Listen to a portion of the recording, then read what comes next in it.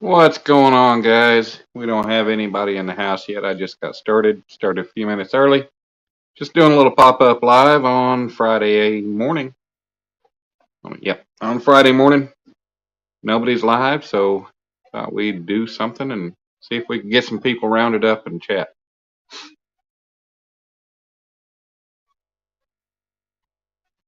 Go, go. Yep, you're now live. All right. Well, it says we got one person, but I think that one person is me with my laptop. What's up, CVA? Nope, we're lying. We got Steven previously of CVA. What's up, 351? How you guys doing? Sharina, what's going on, darling? Uh, Tripod here. 922 crappy. Oh golly. You damn East Coasters got me saying it wrong. 922 crappie barbecue. What's going on, man? Hey, Possum Outdoors, what's up, Brandon? Headed to lunch. All right, what are we having for lunch today, buddy? Listening while I do some laundry? Yeah, I did laundry. No, I do laundry. I did laundry yesterday, I think. Indiana Chris, what's going on, man? Denim Malls. Open panel, guys. Anybody wants to come up? We got 8 people already. We started a couple minutes early, but said nothing going on today. Nobody is fishing. I would be out fishing. It's beautiful as far as the weather, the temperature goes. It's my phone says 71 degrees, but we got storms rolling in and it is windy as all hell. Just like I talked about going fishing yesterday. I tried to fish pretty much all day after I took Dom to school, but the wind, there was no way in hell I could even make. No. I bait fished for a while. I only caught 2 bluegill. Um, then I drove up on another spot and thought I'd throw out some jigs and spoons and see if I could catch anything because it was a kind of like a river runoff into the lake, and yeah, I had no luck there. So then I went to the wrong side of the lake and thought I'd try to cast out. And yeah, the wind was just, no, the wind wasn't having it. It was like 20, 25 mile an hour straight winds all day yesterday. And same with today. It's not fun. Hey, Emily, how you doing, darling?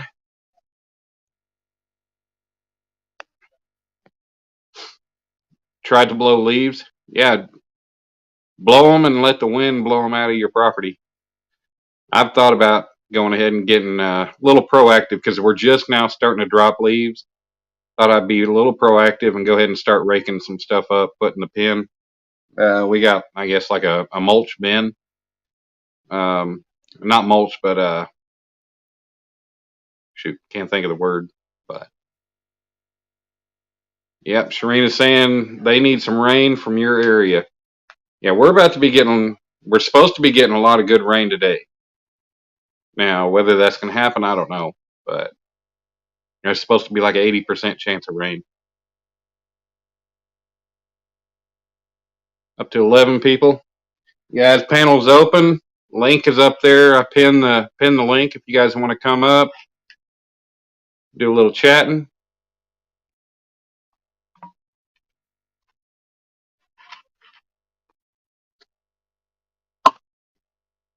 I got Kate hanging out with me. Kate, baby. Nookie. Look up here. Look up here. Hey, Kate, look up here. No, no. You're good. You're good. You don't have to get up. I'm just trying to get you to look up. You silly dog. What's up, Ogie? Ogie, you ever been up on anybody's panel? You got to come up. Come up and chat. What's up, Ted? Hey, you ain't even gotta come up on camera. You can block your camera before you get started. I don't know if anybody's talked to you. I know I haven't. What's up, Ted? Hunting do any good this morning? I know you've been getting out going hunting every day.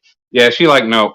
Actually, no. She's all about just laying there and she's in her spot.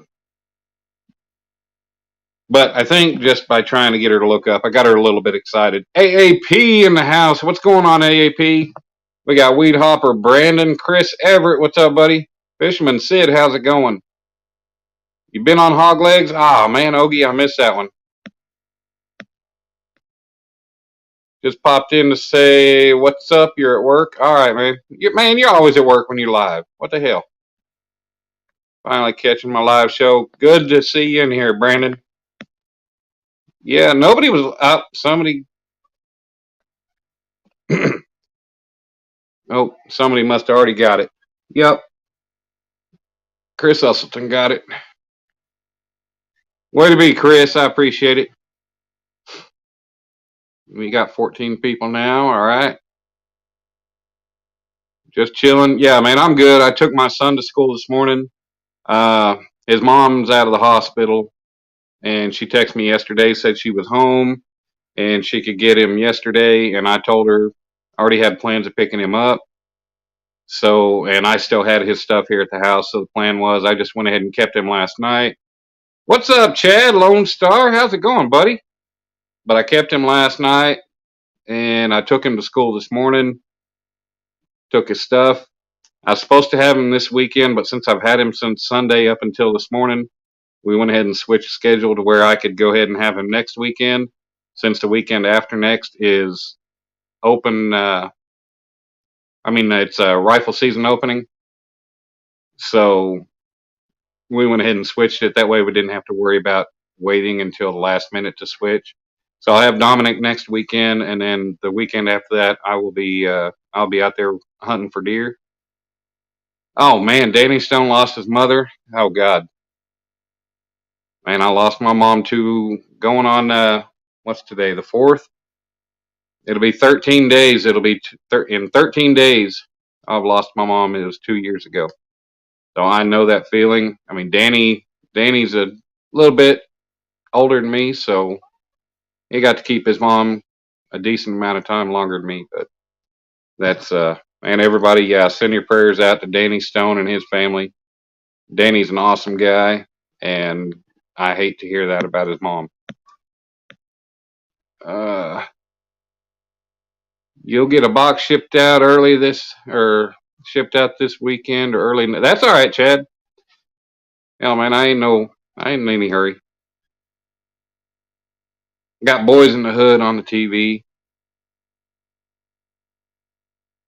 Yeah, Sid, Danny's an awesome guy. He's lots of fun. You're 40 years old. Haven't had either parent in almost, damn, man. Yeah, I'm 42. I lost my mom when I was 40. My dad's 67. She was 62. And my son he had just turned 4. Just over 2 weeks before, about 3 weeks before she died, and that was hell. That sucked, and that was one of the hardest things to do, to tell my son that his Gaga died. That's hard. But Bullets and Barbecue, man, how you been? Man, I've been good. Been hanging in there. I got done in Missouri. I've been home for a couple weeks, about 3 weeks, I think. Taking time off. I got a call from Tinker Air Force Base the other day wanting me to interview for a aircraft engine mechanic on the 14th. So I'm going to keep my fingers crossed that maybe I'll get me a good long-term permanent job here close to the house. It's only 15 minutes away. Get in on there. That'll have me another retirement benefits, everything. Hey, what's up, Mick? But yeah, that'll have me, steady at home. And Dominic, super excited to hear about Daddy working on airplanes, fighter jets, whatever they got. But I used to be a heavy equipment mechanic, but I've never touched an airplane. So as long as they got training, schooling, whatever, if I get taken, that'd be awesome. The pay is pretty good, and that's one thing. You just get your foot in the door at the Air Force, at the base like that. You can apply within to change jobs, stuff like that, and you can work your way up the pay scale as you go. What's up, Earl? How's it going, man? Hey, Brandon, appreciate that. Yeah, I'm just I'm trying to, yeah. One thing, AAP, I do not go by Danny. I'll go by Dan, Daniel. Daniel's my name. I'll go by Dan or Danimal. But yeah, man, I'm gonna keep my fingers crossed, and if they don't take me, at least I know they're already looking at me. At least they're seeing my resume, and we can go from there. And Phantom 4 were real badasses. Yeah, Tinker got the contract for some new aircraft too. So they're building new hangars. They're doing all kinds of additions to the base. 12 Stones, what's going on, man? Yeah, training is important. And my dad still has his A&P license. He went through school back when I was younger to get his aircraft mechanics license, and he could, but I mean he's retired now. But you call him Daniel, son. You're out of work right now, man. I hope you get something, Brandon. See, I'm in the union, so all I do is when I finish a job, I call them, I get on the out of work list, and I wait for them to call me about the next one. Hey, Valerie, how are you this morning?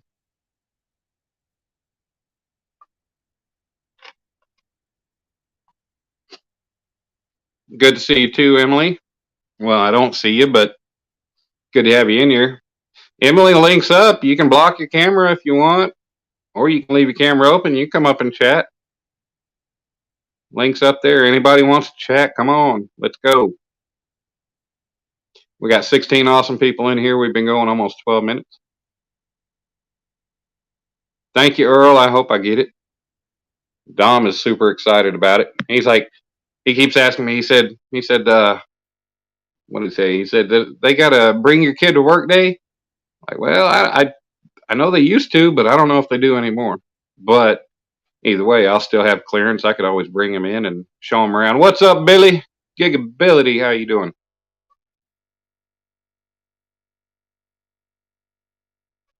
You're part of the Teamsters Union, so it won't. Yeah, that'll be great, man. Yeah, I'm in operators, local 627 here in Oklahoma. Local 627 covers all of Oklahoma. So, I get on the Tulsa list and Oklahoma City list. But I haven't even gotten on the list yet because I haven't even been worried about it. I wanted to take time off. 5 months out of town. Need a little bit of time to relax and just hang out.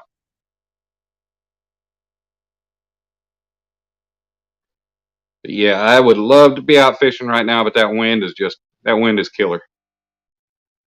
There's not really anywhere good to go be out of the wind or anything. So there are some lakes that have some enclosed docks. I could go crappie fishing or something, or bluegill, go for bait. But yeah, fishing, catfishing's really kind of out of the question. Um, Only one spot I know of is deep that would be coming out of the south. And actually, I don't even know which direction the wind's coming out of right now. Will Green, what's going on, man? Teamsters is great if you like getting reamed. Man, I don't know. I mean, it's not the Lee Iacocca days or anything. It's not those days for the Teamsters anymore. But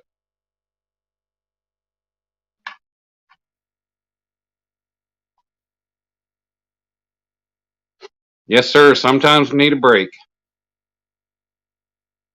And when you work long periods at a time, you don't get to spend any time at home. I think I'll probably, if the storms don't roll in the way they're supposed to, I'll probably go out to the shop and try to get some work done. I got a number of things, a couple pieces. I got 4 pieces on the shelf that need to get finished. I got to work on getting my forge finished so I can get on the forge. Forge is going to help me get a lot of things done. I got a lot of people want me to make hooks, the big hooks for them. So try to make a good number of them and have them ready for the time whenever it comes, and then get on some other stuff. But that, and then I need to get these boats ready. I need to get setups made for them for the rod holders that I'm going to be using on them. And I'm not just going with you know your random everyday, just throw some stuff in there and make it work. Me, fabricator, artist, everything else. I'm planning on making something that is going to be Super helpful.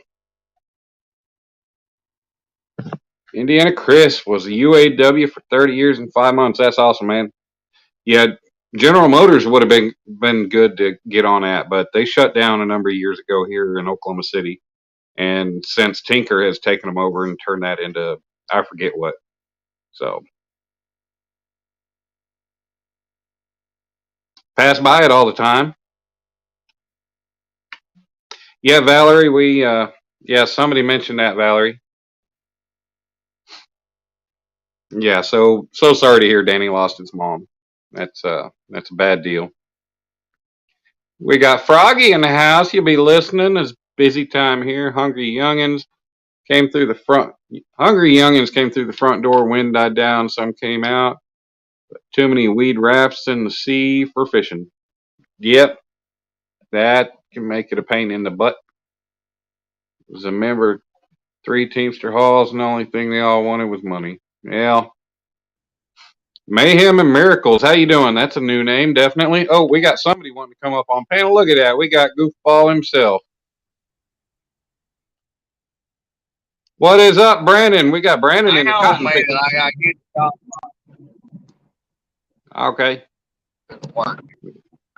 We got Brandon in the cotton picker out there. He's clearing some land on that cotton. Yeah, I'm a big guy. Hang on, I got to jump out, jump back in. Okay. Well, Mayhem and Miracles, glad to have you. What's up, Dink over Stink? Gene, how you doing, brother? Yep, always good to see a new face, a new person coming into chat. Somebody new to the channel. My channel is not just based. If you ever read the description, it says exactly what I'm saying. But you know, my channel is not based on just one thing. My channel kind of based on just life as it happens. My life, fishing, my artwork, my son, just whatever random pops up and happens. It's a matter. I mean, it's just anything. You might see a short of me doing something at the Science Museum with my son. I got some other stuff that I'm going to throw up as shorts. Just get up there and just things I find interesting and fun. Cold Creek catfishing. What's up, Billy? Yes, sir. Say a prayer for Danny, him and his family. What's up, Nate?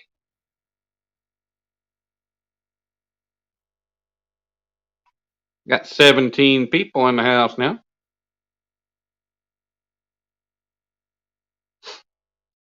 Anybody wants to come up? Let's see. Valerie. Valerie's always helpful.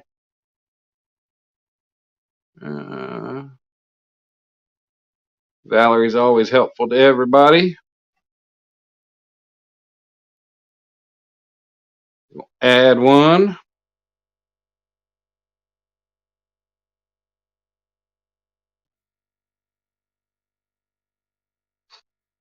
Let's see. I'm going to go to, I got my laptop up here right now too. So Mayhem reminds you of Sons of Anarchy. You know, I never did watch that show. What's up, Brian B? How you doing, brother? Well, you be safe while you're driving. We'll be here. We're just trying to chat, and you're usually live every day. I got to unchoke my header. You got to do what? I got to unchoke my header. Oh, okay. Yeah. What'd you do? Get clogged up?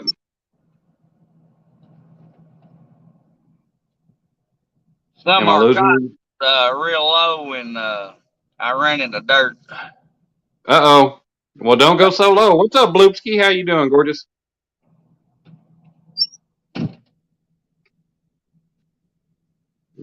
Sons of Anarchy was one of those shows that I think it was on AM. I don't remember, AMC or something. It was about a biker gang. Not a problem, Valerie.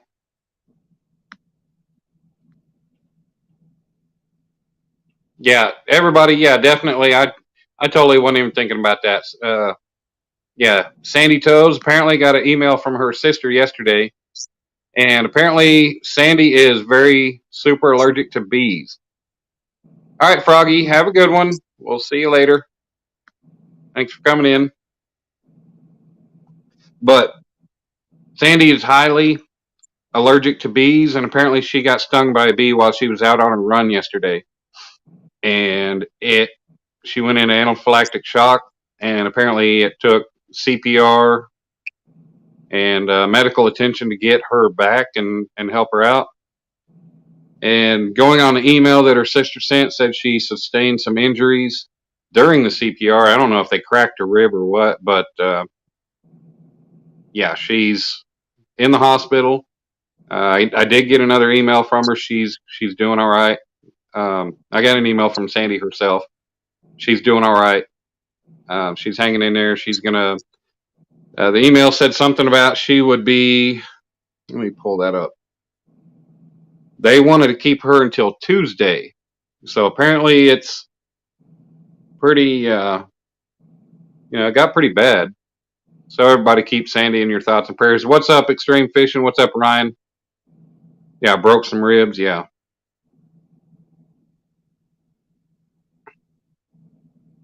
Yeah, she said she just finished another round of observations. This was at 1:43 a.m. She sent me. Used to be all cotton fields from Overholser Dam to the west of. Oh, really? I did not know that. I've never really spent any time driving around that part of the lake. I've only been to the dam like once or twice. Randy, my brother, what's going on, Randy? Telephone, we ain't gonna answer that. It's 1-800 number. Your spouse is the same. Serious shit if you get stung. Yeah. Yeah, I found out years ago. I think it was back in 2004, 2003, 2004. I worked for Lock Supply. They're a big building supply company throughout Oklahoma, Texas, Missouri, Arkansas, I think Kansas, the surrounding states. But I worked in a warehouse, and I happened to have, I think it was having dental problems, and the doctor had an abscess tooth or something, and I got put on amoxicillin. And wow, your daughter's the same way, Mayhem? Wow. But hey, Dave Garcher, what's going on? But the doctor put me on amoxicillin, and he told me, he said, well, that doesn't seem to be working. So he had me take something else, and he said, when you finish this, go back on the amoxicillin. And my first pill back, I took it right as soon as I got to work at 5 o'clock that evening. As soon as I pulled in and parked, and I took it, and not even 10 or 15 minutes later, I'm starting to itch. I'm on my forklift in the warehouse. Everybody's asking, hey, man, you feeling all right? You're looking purple. So, yeah, apparently I was turning purple. I was itching everywhere, the palms of my hands, my head, everywhere. Apparently I just looked like hell. And I went into the office, and, yeah, my boss saw me, and as soon as he saw me, his eyes went huge, and he was like, we're taking you to the hospital now. So, yeah, I had to go in and get epinephrine. I had to get IV, get epinephrine, Benadryl, and I think saline. So, yeah, that was not fun. So I cannot take anything penicillin based. So you guys don't be afraid to share some links. Miracle and Mayhem, or Mayhem and Miracles. He's new, so we can share him out, let everybody see who he is.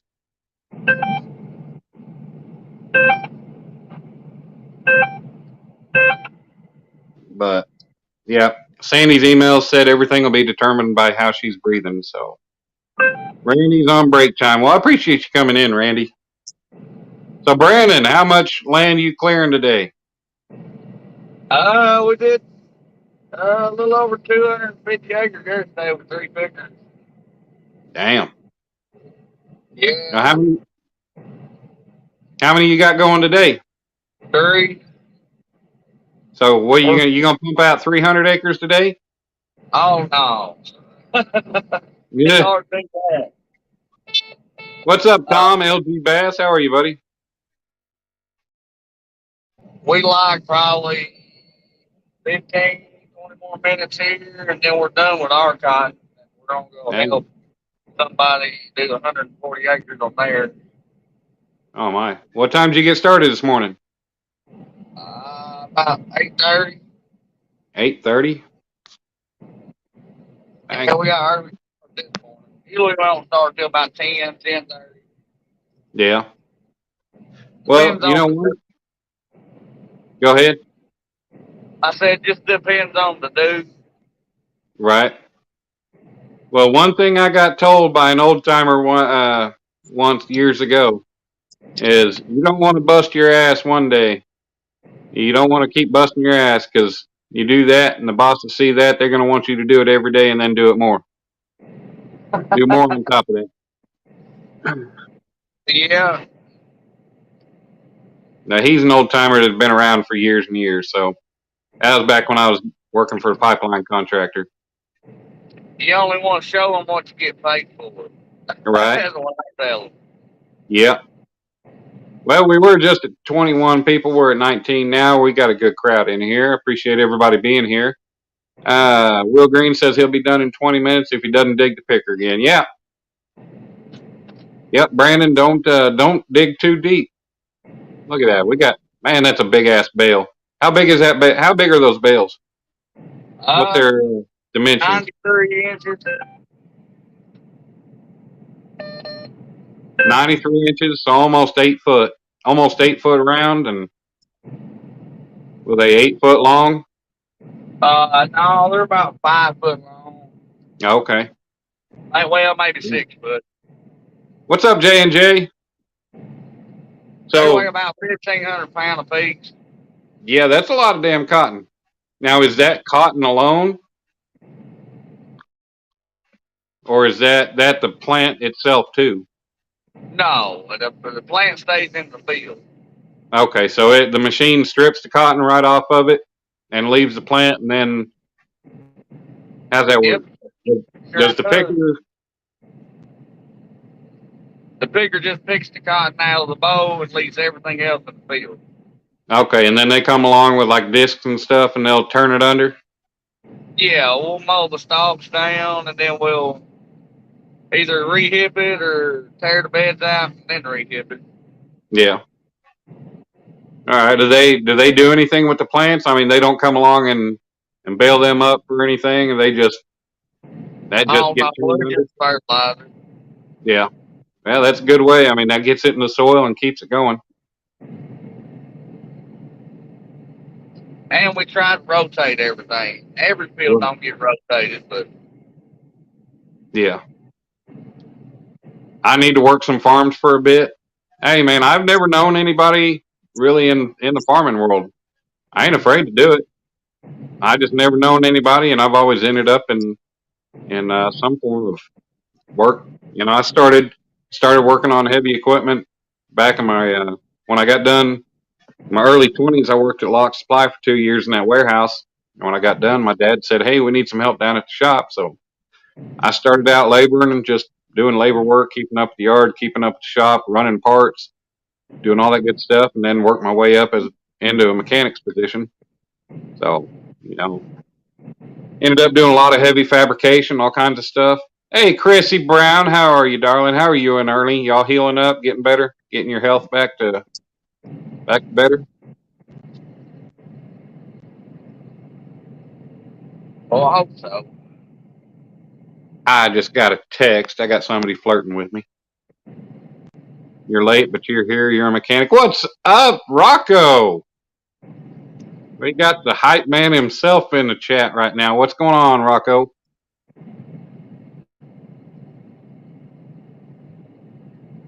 Yeah. Yeah. We got some good people in here today. Like I said, I got my laptop over here, so I'll be peeking over at it for a minute. But yeah, Will, farming, that's never been really. My dad was an operator and a heavy equipment mechanic himself. He retired after 30 years of being a mechanic. He's a 45-year operator. He's been in operators for over 45 years. Wow. Yeah, and I'm going on 14 years in myself. I'm third generation operator. That's all. Grandpa was, and my dad, and then me.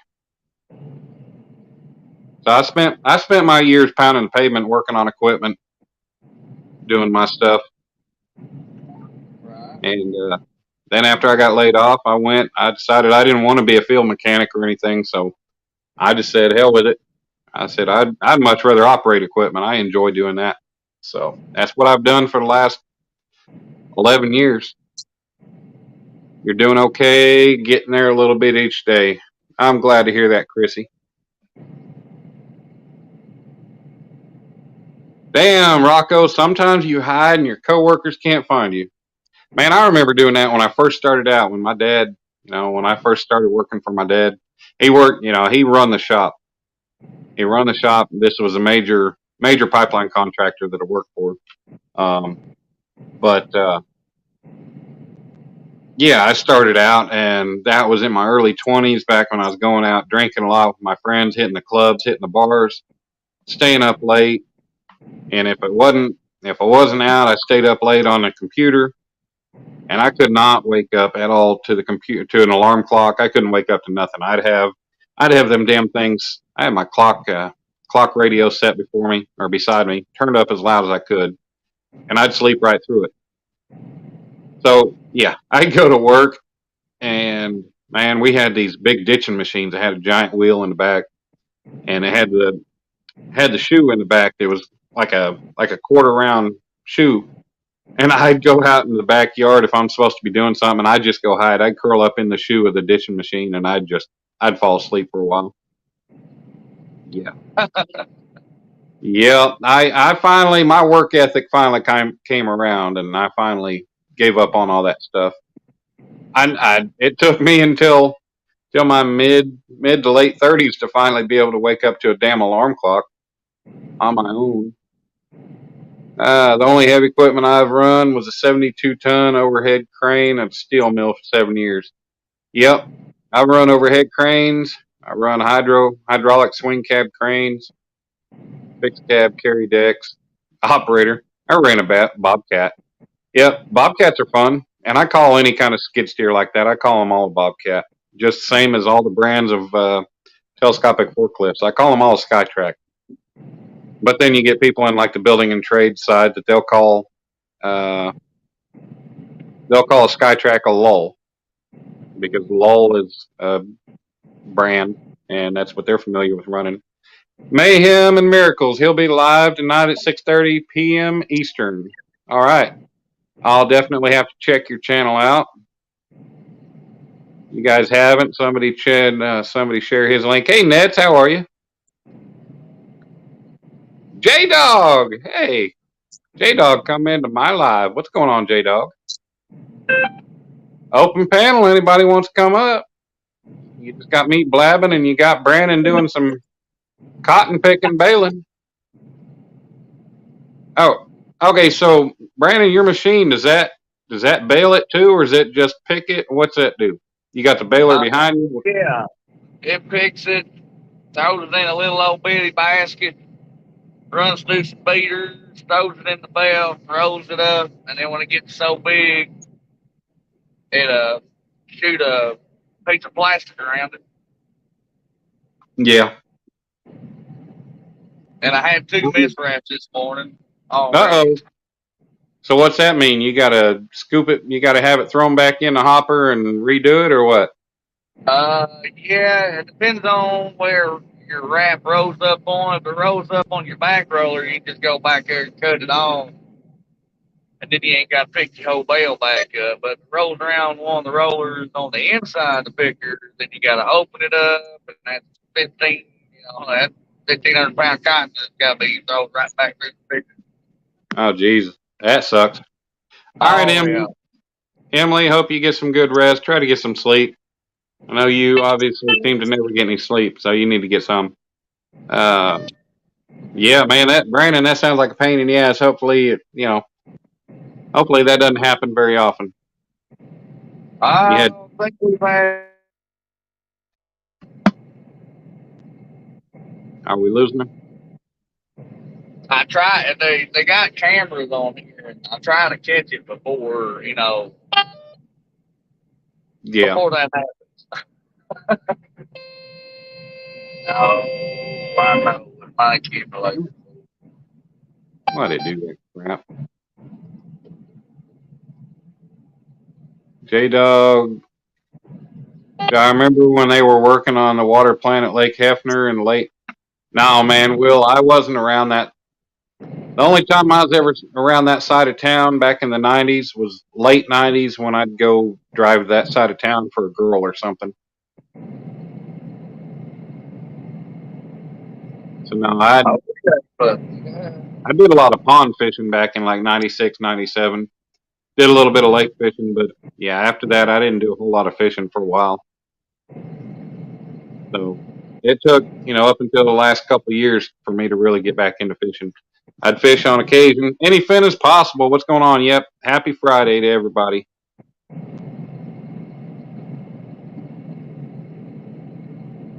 So, I don't know. I got to pull up. I'll go ahead. Oh, I was just saying, I got to pull up Mayhem and Miracles channel and take a peek at it real quick while I'm on my laptop too. But go ahead, Brandon.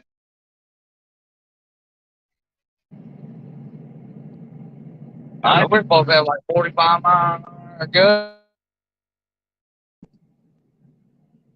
Or the 9, maybe. 45 mile an hour gust. That's crazy. Yeah, it's supposed to storm like 2 a.m., 3 a.m. I sure hope it does. That means I get 2 days off. Mm-hmm. I'll be happy. Yeah.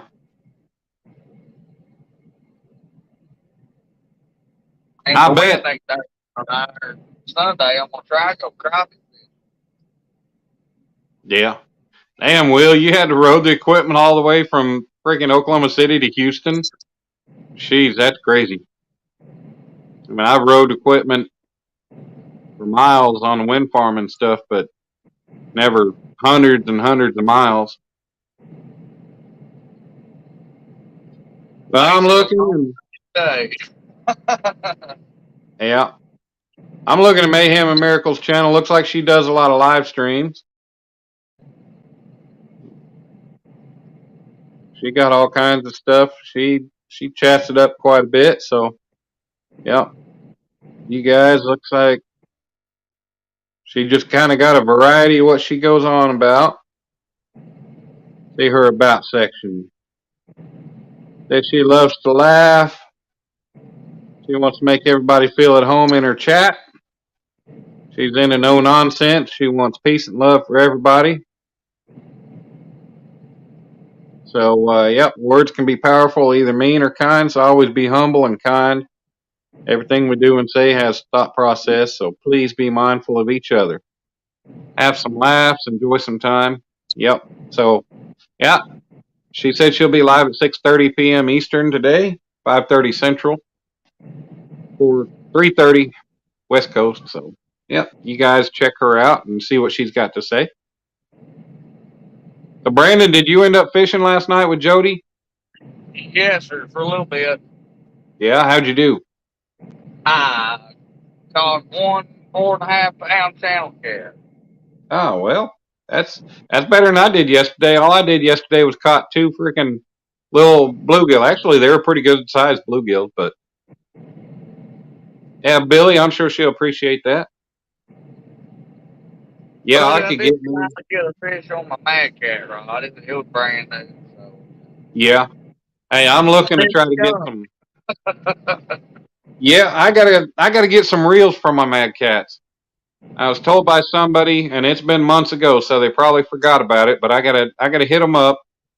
But they told me, they said they got some Abu reels to send me whenever I got them, and I finally got them at CatCon. So now I gotta, I'm not trying to just throw the person under the bus or throw them out in front of everybody. So I need to get their email address and get a hold of them and see if they're still going to do that. If not, I'll come up with some reels. Probably just get some more PC fluids or something. But yeah, let me hold on. I got this dog. That dog snuggled up right up on me. She's like, "Yep, I'm just going to bury my face right up on your hip." Oh, lazy day, you see it. Oh yeah, she's a lazy one. She's over here snoring, and she's a good baby. We went out and got the mail earlier, and she had to go visit the mail lady. Yep, Brandon, that's a good message for her to put out. Spread love and kindness. So yeah, let me step away here for a second. I will be right back. I got something to show you.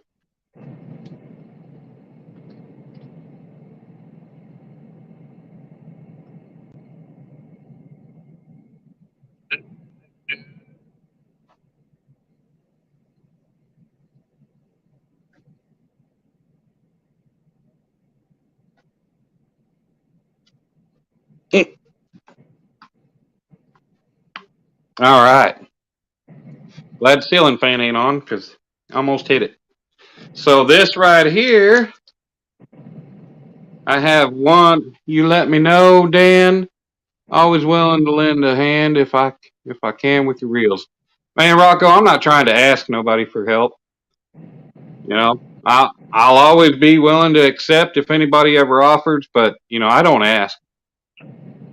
That's, you know, I try to make my way and make do as possible whenever I can. Like I said, if it takes leaving these rods sitting for months before I can get reels for them, I'll do it. But so this is the Mad Cat Smash. It's got purple and lime green. It's got that purple and green EVA foam. It's got Mad Cats. It's got the aluminum reel seat. I mean, this thing's still in plastic, ain't even been undone. But it's got it cut out, laser cut in the aluminum. And then when you pull that rod sock off, you got that beautiful purple and that green all the way up. Now, I think these things are going to light up good at night. Oh, yeah. But it says now it's upside down, but you know, it says Mad Cat Smash. I got the mediums. We got somebody else wanting to come up on panel. Who's buying? Medium line. How's it going? I'll go pretty good. Oh, that's 12 Stones. How you doing, man? I don't know that. Good. I might have seen you up on panel on somebody's live before, but I've never seen you on mine. So that's awesome. Good to see you up here. What's going on, man? Yeah, I thought I'd hop on here.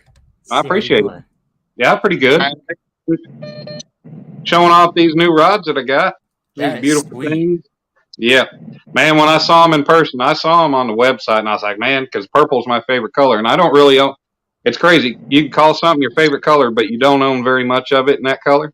Yeah. So I was like, when I saw them, I thought, man, these are going to be some beautiful rods. And when I saw them in person at CatCon up in Kansas City, man, that was, yeah. I was like, dude, I got to have them. Sure. Well, that's not normal to have something purple like that in fishing.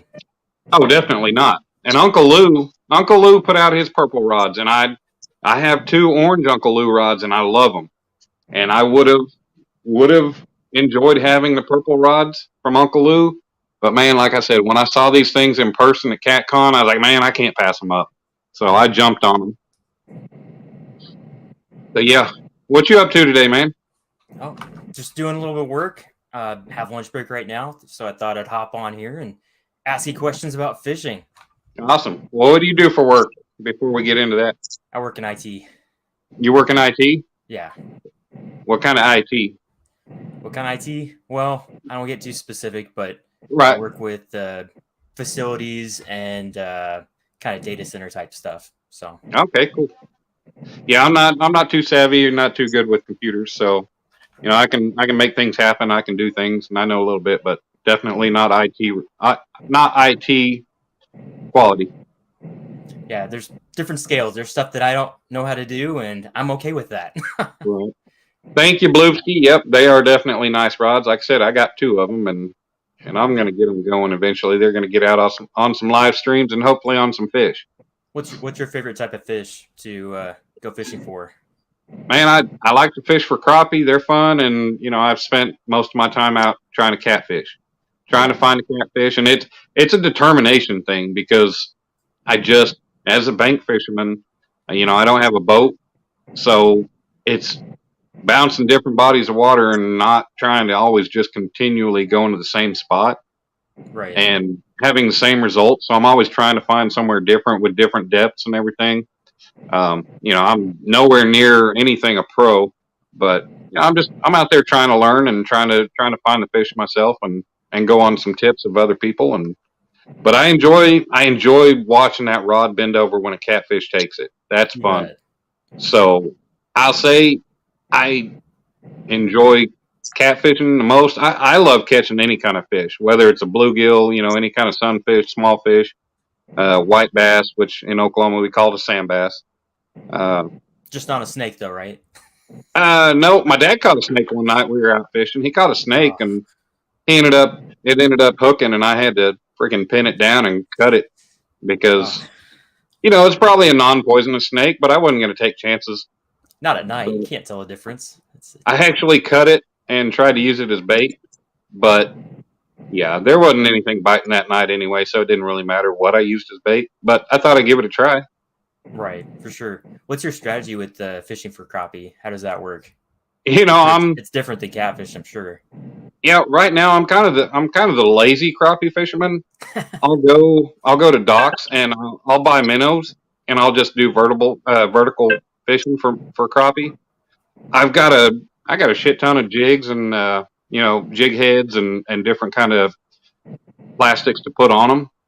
I just get lazy and I do the minnow thing, and I haven't spent much time in quite a while using jigs for crappie, and I really need to get after that and do it. That way I can get it down and figure it out a lot better.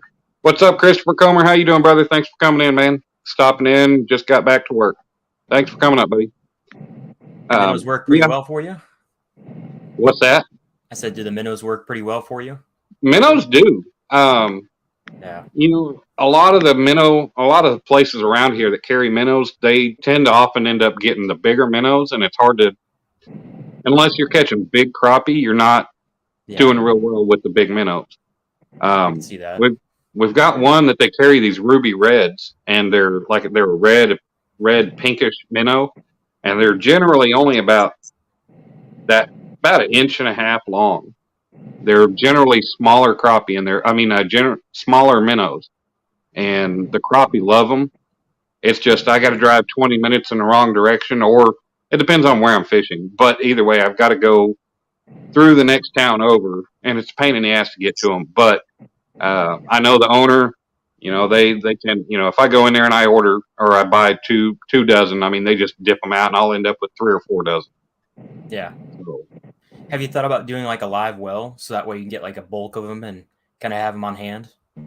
At the moment, I haven't really put much thought into that. I got a lot of other things that have been going on trying to worry about. So I think eventually I'll probably try to set something up with a live well where I could, keep some live bait, minnows and stuff. I do have, when I get my minnows, I get them in a 5-gallon bucket, and I've got an aerator. I just got like a fish tank one at the house, so I can throw it out in the shop, and it's plugged in and always keeping them. That's awesome. In the cooler weather, like fall and winter, it's easy to keep them alive for a couple weeks. But when you got the hotter weather, man, you got to I keep frozen bottles of water in the deep freeze, and I'll grab one and go throw out in the bucket. Just to keep that water cool to try to keep them going. Right. But yeah, when the warmer weather, man, if you don't keep that water cool, you're not keeping them alive. Yep. But during the winter, during the fall and winter, it's easy. You can keep them alive for quite a while. And I thought it was crazy because when I was working in Missouri, there's a little city lake there that I would go to, and I go catch my bluegill. And most of the time, I didn't have any trouble. Sometimes I go in there, and those turds, they'd swim up there 6 at a time and look at my bait and just snub their nose and swim off. Yeah. They would. This water was super clear, so I could watch them as deep as like 8 feet deep, and watch. I could watch them come up and take it. So it was fun. It was easy. But there were days that I go out there and I could maybe catch 1 or 2, and it'd take me like an hour and a half to do it.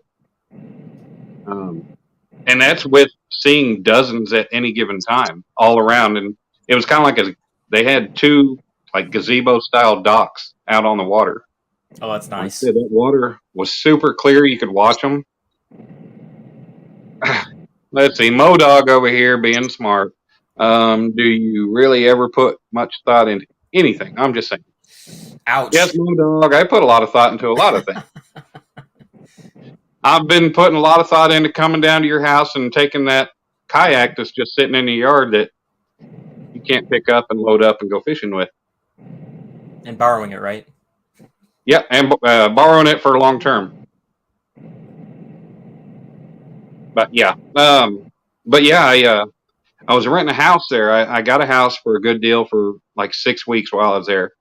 Couldn't get it any longer, which sucks because man, that was kind of heaven on earth when you're working out of town to have peace and quiet and have full kitchen, full everything. But man, I had my bait bucket. I had a 5-gallon bucket, and I had one bluegill that I ended up not using, and that guy stayed alive for like 2 weeks. And I never even put an aerator on the bucket. I just kept it under the carport, and I would change the water once every several days.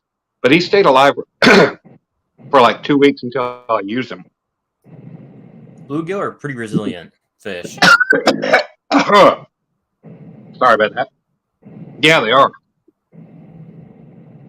You said that place had a 8-foot depth clarity in the water. That's really good. Yeah, it was about 8. Dang. Over here choking. Yeah, it was about 8 foot deep, you can see. Yeah. I say, breathe, bull, breathe. That happened to me just a second ago. I was just choking on water. So Yeah. Get the Dr. Pepper opened up. What's up, Native Wild Man? How you doing? But yeah, that was crazy. I'd never been anywhere in fresh water with it that clear. that's awesome. And it was just really fun. Don't choke on the hairball. Yeah.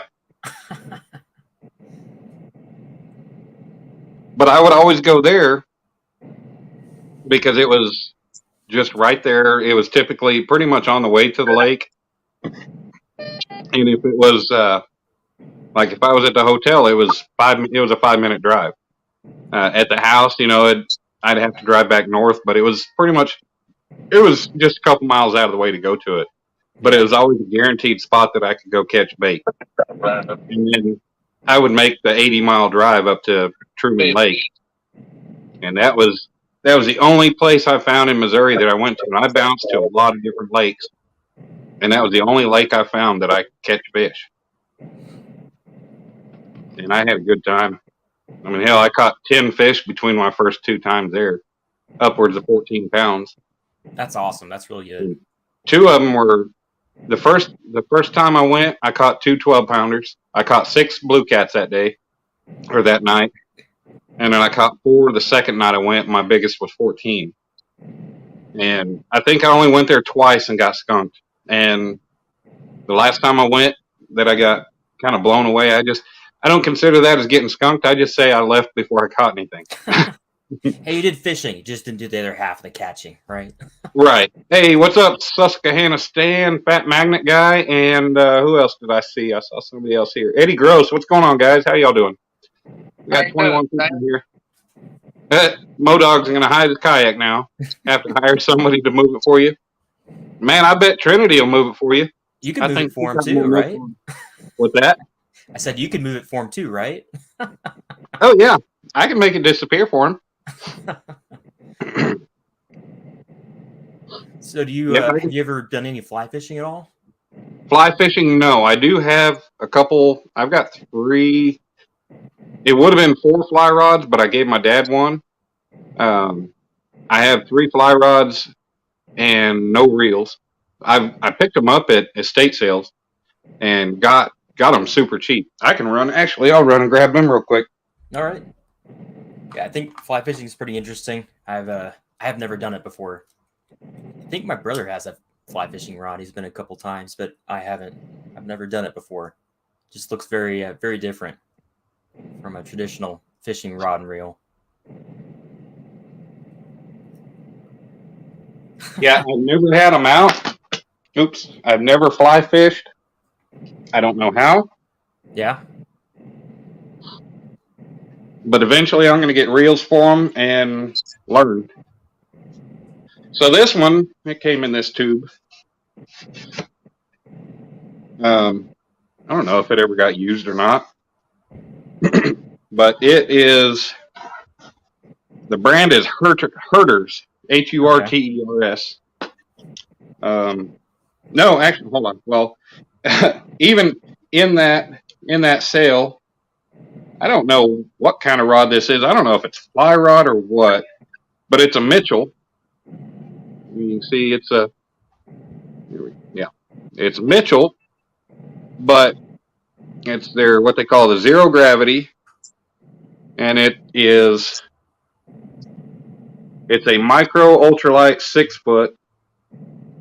And I'll tell you, and what's weird about it is it's got that kind of like a floating reel seat, or it doesn't have a screw on. It's just, you push it on and I guess you just kind of wedge it in place. I've never seen a rod like that. I got Does it have like a little nut on the top part where it tightens on that bottom section? No, they're both of these are completely loose. Completely loose. Yeah, you put it. Yeah, I guess you just kind of wedge it. The rod just wedges in between that and the handle. Yeah, I guess so. But yeah, that's a Mitchell. I guess Mitchell's kind of a pretty good brand. The screws on the top, no, it has no screw. There's no screw. It's just both of these reel seats are loose. Interesting. So you just, I got a 12-foot crop rod like that. If you want to make sure it don't come loose, you put your little duct tape on it. You're right. Yeah, but this thing, that's not, I mean, I'm talking, it's got an itty bitty tip, itty bitty on this tip end. Oh yeah. Like that thing is super ultralight compared to any ultralights I got. And I ended up getting this. I got this with some other stuff, and I really have next to nothing into them. That would be good for trout anything fishing. Possible. What's that? I said that one would be good for trout fishing just because it's so light. Yeah, and we get stocked. They actually just started stocking trout in Oklahoma here recently. Will Green said they started stocking Blue River a few weeks ago, I guess already. Oh, nice. The rest of the state, as far as I know, they don't start stocking until like November 2nd. When it starts getting a little cooler. St. Croix. But let's see, here's that. This is a 2-piece rod. And yeah, it's Hurters. It's their RB6GO. And as far as that, it doesn't have any kind of weight or anything, any kind of specs on it. But I think it's got the cork handle. It's got like a fly rod. It's got the reel seat down at the very bottom. Kind of an ugly brown, but with some red thread around the eye. A good rod though. Yeah, it's got the metal. It's got the metal connection. Typical fly rod, I guess, has the little wire eyes on it. But I think, let's see, it right at about 8 foot, just under 8 foot, because it's only about 1.5 inches or so from the ceiling. But that thing that's pretty light. And I guess most fly rods are pretty light and kind of flimsy. Or as far as the action, pretty easy to go. Yeah. Modog, you'd stick around, but you're going to go shower and do some lifting weights. Who are you? I don't know. You're not me. Oh, are you Rocco? So I've got that one. And let me catch up on comments, see if I'm missing any. Hell, a lot easier to look down here on my laptop and see what I got. Right. St. Croix is nice, but you're going to pay. Yeah. That'd be fun with pan fishing.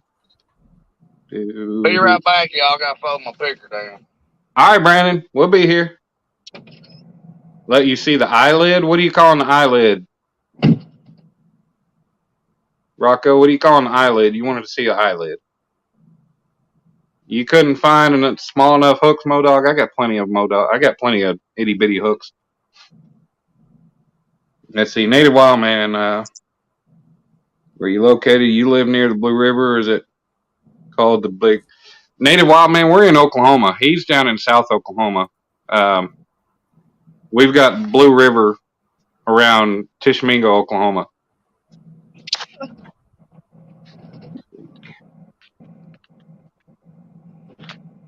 Yeah, that's about 2 hours for me. That's my dad went down there. He went down there with my neighbor. They had, my dad didn't have much luck, but the neighbor ended up catching some. And then I've got this one. I can't remember what brand it is, but it's a real pretty rod, and it's still got the plastic on the handle. Like this is a Worldwide Sportsman fly rod, and it's their Gold Cup Extreme model. It says slit carbon, but it's a beautiful green. You can't see it in the camera or not. Can't see it in the camera, but yeah, it's beautiful. It's a 3-piece. Let's see. I think it's somewhere around 9 or 10 foot, maybe. Looks like a nice one. Yeah. Yeah, it doesn't. Oh, there we go. Here we go. Duh. Oh, now I'm knocking things around, and it is an 8'3", number 9 line. So I guess number 9 would be the weight. I guess that's how they go with fly rods. I don't know. It just says number 9. And now it's brand new, never been touched. That's a saltwater rod. You would use a fly rod in saltwater? I don't know about that. I don't either. Some people do. I mean, like for tarpon and snook and bonefish. Yeah, but that's 8'3", and that's got a lot of. Seems like some good action to it. Yeah, it should be a good excuse to go trout fishing here soon. Yeah, I need to get me a fly reel, and I need to start watching videos on YouTube and start figuring out how to do some fly fishing. Because I damn sure don't know how to do it. I bet you'd figure it out pretty fast. I was at the lake one day, and there was an old guy out there using fly rod trying to catch bass, I think. I'm not sure what he was after. I don't remember. It was early this year, and it was a cold, windy day, and I ended up catching one channel cat that day, I think. But watching him, I don't know. He had a very awkward, weird form compared to everybody I've ever seen. Like, he put his whole body into it. He was back and forth. Like, I don't think I'm going to follow your lead. He's probably just trying to get some exercise in while he's fly fishing. Probably. But he made it work. He didn't catch anything that day. 9 weight's way too heavy for trout. Man, I don't know anything about fly fishing. Yeah, I would like to get into it. I've got a lot of different rods that I picked up at these sales. I ended up with 11 rods at one sale, and I think I might have spent like $20 or $30 on all of them. So you're a collector basically at this point. I kind of bought them just because, hell, I thought, well, a number of them are kind of older rods and they might be worth some money, and a lot of them are just good rods.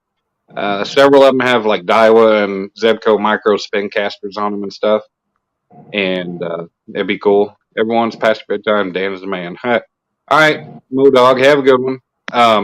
But yeah, I had that thought. I was like, I need to spend more time once I get, because I've got a Bass Raider Tinny, one of those little 2-man plastic boats, and I'm going to rig it up with some rod holders and stuff. I want to get out on it, and we've got a 14-foot aluminum V-hull that I'd like to be able to get out, and I want to set it up. But yeah, I think as a bank fisherman, you're kind of limited. I mean, you can catch all the different species, but you're kind of limited because around here you're limited to where they allow you to go, unless you just want to walk and trudge through the woods and everything else.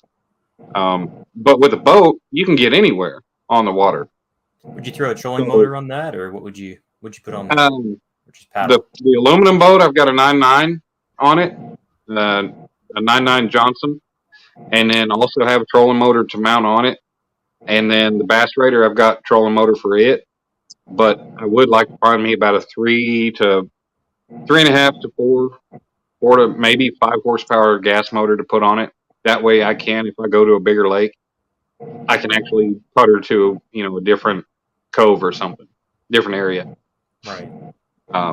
But I just think it would be easier for multi-species fishing with a boat to be able to get to different areas as opposed to just sitting on a bank in one spot. So Right. that might help me kind of spend my time trying for different fish. And like I said, with these rods, I ended up with a bunch of different kind of ultralight and lighter rods that it'd be cool to go out for crappie and other fish and have rigged up different ways. Maybe one for minnows, one with jigs, one with like a sabiki rig or something. So, be set up where I could kind of try different things all at once. Makes sense. That'd be fun. Native, that's all right, man. You can always come up anytime. Well, I'm gonna hop off of here, grab some lunch really quick, and get back to work. But this has All right, been man. fun. All right, well, Byron, I appreciate you coming up, and yeah, like I said, I don't know a whole hell of a lot about fishing. I'm still trying to learn. 42 years old. I just really got back into fishing a couple of years ago, and I'm trying to get back and learn and trying to find the different fish. That's what See it's how to about, do it. right? Learning. Yeah, and got a good base for people on here, and a good way. YouTube's definitely been helpful for trying to figure those things out. And always got a good support base of people that you can contact and talk to that will try to help you. So, For yeah. sure. But, Well, Great well, have a community. good I'm one. telling What's that, Brandon? you. I said, great community, I tell you. Yeah, mhm. a lot of good Sure. people. Well, Byron, I appreciate you coming up, man. You're always welcome. But yeah, it was good talking to you. Good putting a face with the name and everything. I see you around in a number of chats all around, from homesteading to fishing and everything else. So yeah, it was good to finally talk to you. Yeah, well, I appreciate you, Dan. Thanks for Yep, not a letting me come problem. up on panel for a short bit. Yeah, well, have a good lunch, man. Hey, take care. We'll see you. Nice All right, meeting we'll you, sir. see you soon. Have a good. Steve Loke in the house. What's up, Steve? How you doing, buddy? Oh, howdy. Now the wind done picked up. I bet it's blowing 20 now. Yeah. Yeah, looking out the back window, and I'm seeing some stuff blowing. I think it's kind of back down for a little bit, but see, the skies just keep getting darker. We got the storms, and when I looked at the weather, the storms were showing be starting about 11 o'clock, but it's already 20 after 12, and we ain't had anything coming up yet. So we'll see. I mean, I guess they're calling for like 80% chance of rain, so we'll see. Deadpool in the house. What's up, Deadpool? How you doing, brother? Open panel. Anybody wants to come up and shoot the shit? Talk about whatever. If I missed anybody, I'm sorry I ain't got Chad up right now. I'm Yeah, driving down. somebody's coming up. We got Native Wild Man wanting to come up. Yeah, if anybody's ever used one of these rods that has the slip type reel seat, hit me up and tell me how to use this freaking thing. If all you do is, you just, I saw Will Green say it's a spinning reel or spinning rod, which, I can tell it going on the eyes. It looks like it's a spinning rod. I guess you just wedge the couplers on your reel and Yeah, you can set your reel. I've never used one like that. right. Yeah, you just wedge them on. Yeah, I've never used one. I've never seen one like it. So I'm I got a spinning reel. Maybe I'll throw. I got a spare spinning reel sitting around. Maybe I'll throw it on and see how it does. See what I think. I So had what's a up, spare Native? spinning reel Do for what? my ultralight or my light action, but then the one I bought kind of went out on me. Well, it didn't go out, but it's making these loud clicking sounds, and I'm kind of disappointed because it's a $150 reel. Oh, buddy, what brand is it? It's a Fluger, and I've never had other than like the President XT does it and the Supreme XT does it, but I have the Supreme, I have the Fluger, the Patriarch XT, and I've had the President, and none of those ever done it. So I think I just got a couple flukes, I guess. Well, you may take it apart and go to Fluger's website. And did you buy it brand new? Yeah, I bought it directly from Fluger. Did it come with a parts breakdown where you can pull it apart and see the order and everything? I tried pulling it apart, cleaning it on both of the ones that are doing it, and it just hasn't helped. So I'm thinking about maybe just sending it back to Fluger. I need to call them and see. Right. I believe it's still under warranty, so Yeah, that's that a good would be a thing. good thing. Yeah, because I've never had any kind of reels.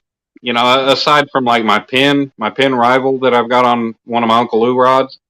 It makes a noise, but all that is I think the line guide on the worm gear. I think all that is a line guide, just kind of making a little bit of noise. Other than that, I don't have anything that makes any kind of weird noises. Yeah, I had a Shimano do the same thing too after like about the first week of having it. Yeah. The Flugers lasted about a month or so before they started doing it. The XT lasted about a year, then it started doing it. Will, you just now realizing you got storms coming in? I know we got them up here in the city coming in pretty good. Yeah. Hi, everybody in the chat. I never had people's chats, so. Well, you can. I mean, if you just click on chat, you can click on not private chat, but the other tab. And since you're staying in one spot, you're sitting there and you're not worried about how you look or what you're doing. I mean, you can toggle back and forth. You just have to click the X for the chat and go back and forth to your own view and my view, or to the camera view, the screen. But yeah, you can bring up chat while you're on StreamYard. It's just you can't see the camera unless if you're on your phone. Yeah, I'm on my phone. All I have is my cell phone. My computer's a 2002 Telex Spyron, so I highly doubt it can keep up with the internet nowadays. Right. Well, if you go to your browser, Billy's saying 85 and bright sunshine. Screw you, Billy. I'm going home. Oh wait, I'm already home. And Will says the only thing he has that makes unwanted noises is his body. If you go to your browser on your phone, you can select it to do like laptop view, and then you could see the chat and the camera view, the screen view, the panel view all at once. It'll make everything smaller, but you can see it all at once. Otherwise, you just got to open up the chat, and then Now, if you're doing something that you need to be able to see what you're doing, and move the camera around, whatever. You don't want to mess with the chat like that. But yeah, if you're just sitting there in front of it like you are right now, hell, a lot of times I'll just bring up chat and leave it on there since I'm sitting right in front of the camera. I know I'm not going anywhere. I know I'm in view. But yeah, I need to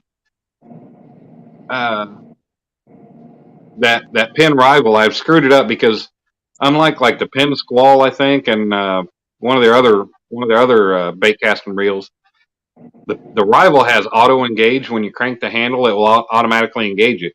The other ones don't. And I've screwed up because I've got that power handle, and that if you don't have that power handle in a down position when you cast it, it'll flip forward and it'll cause it to engage when you cast it. And I think what I was told is like the anti-reverse pawl inside. I think I bent that because I have noticed, like when I caught one of my 10 or 12 pounders, I noticed that thing. It was clicking. It was fun to try to get that fish in because it was doing that. It kept skipping. So I got to tear it apart and see about replacing that part. I would like to find out from Penn if you can get rid of the auto engage on that reel. Yeah, that'd be cool. I have one pin reel and you have to flip like a whole bunch of levers and stuff in order for it to cast out. And then in order for it to reel in, you have to flip them all back. It's a real huge, like gigantic reel about yay big around. I think it's just made for dropping off the straight off the side of a boat when you're out ocean fishing. Yeah. I was going to use it just at the tubes to drop it straight down. Tuttle Creek, the reservoir, it has a double tube outlet. Yeah. Steve Loke's freezing with 60-degree weather. What the hell? Yeah, it's cold here and rainy, right. or mainly rainy. Yeah. Well, you know, I was always intimidated about bait casting reels. But I was at a pawn shop one time and I picked up, it's a Bass Pro, their tourney special. It's like a 7'6" rod, and it's got a bass bait caster on it. And it took me some time figuring that out, watching some videos on how to set the spool tension, and it's got the magnetic brakes on it, which is nice. But I finally got definitely nice. Yeah, you can adjust that magnetic brake to where, when that bait hits the water, you know, it'll slow down, it'll stop, and it'll keep it from backlashing. But getting used to that is what made me feel comfortable with whenever I bought my first PC Fun Chaos reel. And I still backlash it from time to time, and I started out backlashing it, but I finally got used to it, got it dialed in pretty good. What's up, Kevin Fishes? How you doing, buddy? Hi, Kevin Fishes. But I've gotten used to it. Now I have 3 bait casters, and then I have two more casting, my mag cats or casting rods. I'm not that great with spinning reels whenever I go to cast them. I don't know what it is. It's just something about it. I'm kind of weird when it comes to casting reels. The round bait casters, I'll cast with my right hand. Spinning, I'll cast with my right hand. But my low-profile bass style bait casters, I'll cast with my left hand. See, I'm noticing a lot of people are like that. They kind of switch back and forth. Seems to be more people that are right-handed that do that. Yeah, I can't reel with my left hand. Yeah. Because when for a long time, I used to use like the Zebco 202, the 33 Rhino, the 33 Classics, back when they were made better than they are now. Then they started getting real crappy, so I went to spinning. Then eventually I went into bait casting reels, and I like bait casting reels a lot. Yeah. Well, I still have my original Zebco 33, the old metal early 1980s Zebco 33. Those are the good ones. Mine were from the 70s, and they were black, and they had the metal foot on them. Yeah. Those things are darn near indestructible. Right. Get a good loop for them, and they were pretty smooth. Yeah. And you can still get on them. The drags on them aren't all that great. That's the only downfall to the older Zebcos is the drags are shoddy. Right. You either have to have them all the way tight or all the way loose. Yeah. 8 years old when you first learned how to bait with a fish with a bait caster. Damn. Yeah, I still have my very first spinning reel and rod. I bought it back when I was like 15, back when my best friend and I used to do a lot of fishing. Oh, wow. That's an old rod. I bought it, back in the 90s. I was born in 80, so it would have been like 95 when I bought it. It's a Shakespeare rod and reel. You know, it's the plastic. It's an ultralight. It's fun. I mean, hell, I caught a pound. My biggest crappie was caught back then, and that was a 1.5 pound crappie. And I caught that's a nice crappie. Oh yeah, it was nice. And the same day, I caught a 4-pound bass on it. So on an ultralight, a 4-foot ultralight, man, that's freaking fun. But Yeah. I finally, it took me until like a year or two ago, to realize that you can switch the handle on a spinning reel from side to side. So I reeled that thing in with my left hand. I'm left-handed, but I reel with my right hand. So that was, when I finally figured that out, I was like, well, I'll be damned. That'll save me a little time and effort now. Yeah, I don't Fish have it to from flip the upside bail. down. Right. I don't have to do everything with my left hand now. Like, all right, cool. But yeah, I finally, I've got a couple other spinning reels. Any fin as possible. My 8-year-old outfishes me with a bait caster. Never got into one, and not sure why. Man, I like my bait casters. I feel a lot better when I'm casting them. And I bought that 11-foot Okuma rod, and I now have 4 PC Fun reels. I've got the Flame on my bait rod, which that's a pretty good reel. I think I got the 3,000 size, and I've got 20-pound braid on it just because you never know. It's on a 6'6" rod. You just never know what you're going to catch when you're out fishing like that. You might catch you a good sized carp or a bass. Hell, I caught a 4-pound channel cat on it one night, not knowing when I was crappie fishing. Oh wow, cool. Yeah. I So, threw I've got a little heavier braid on it than most people probably would, but I thought, what the hell?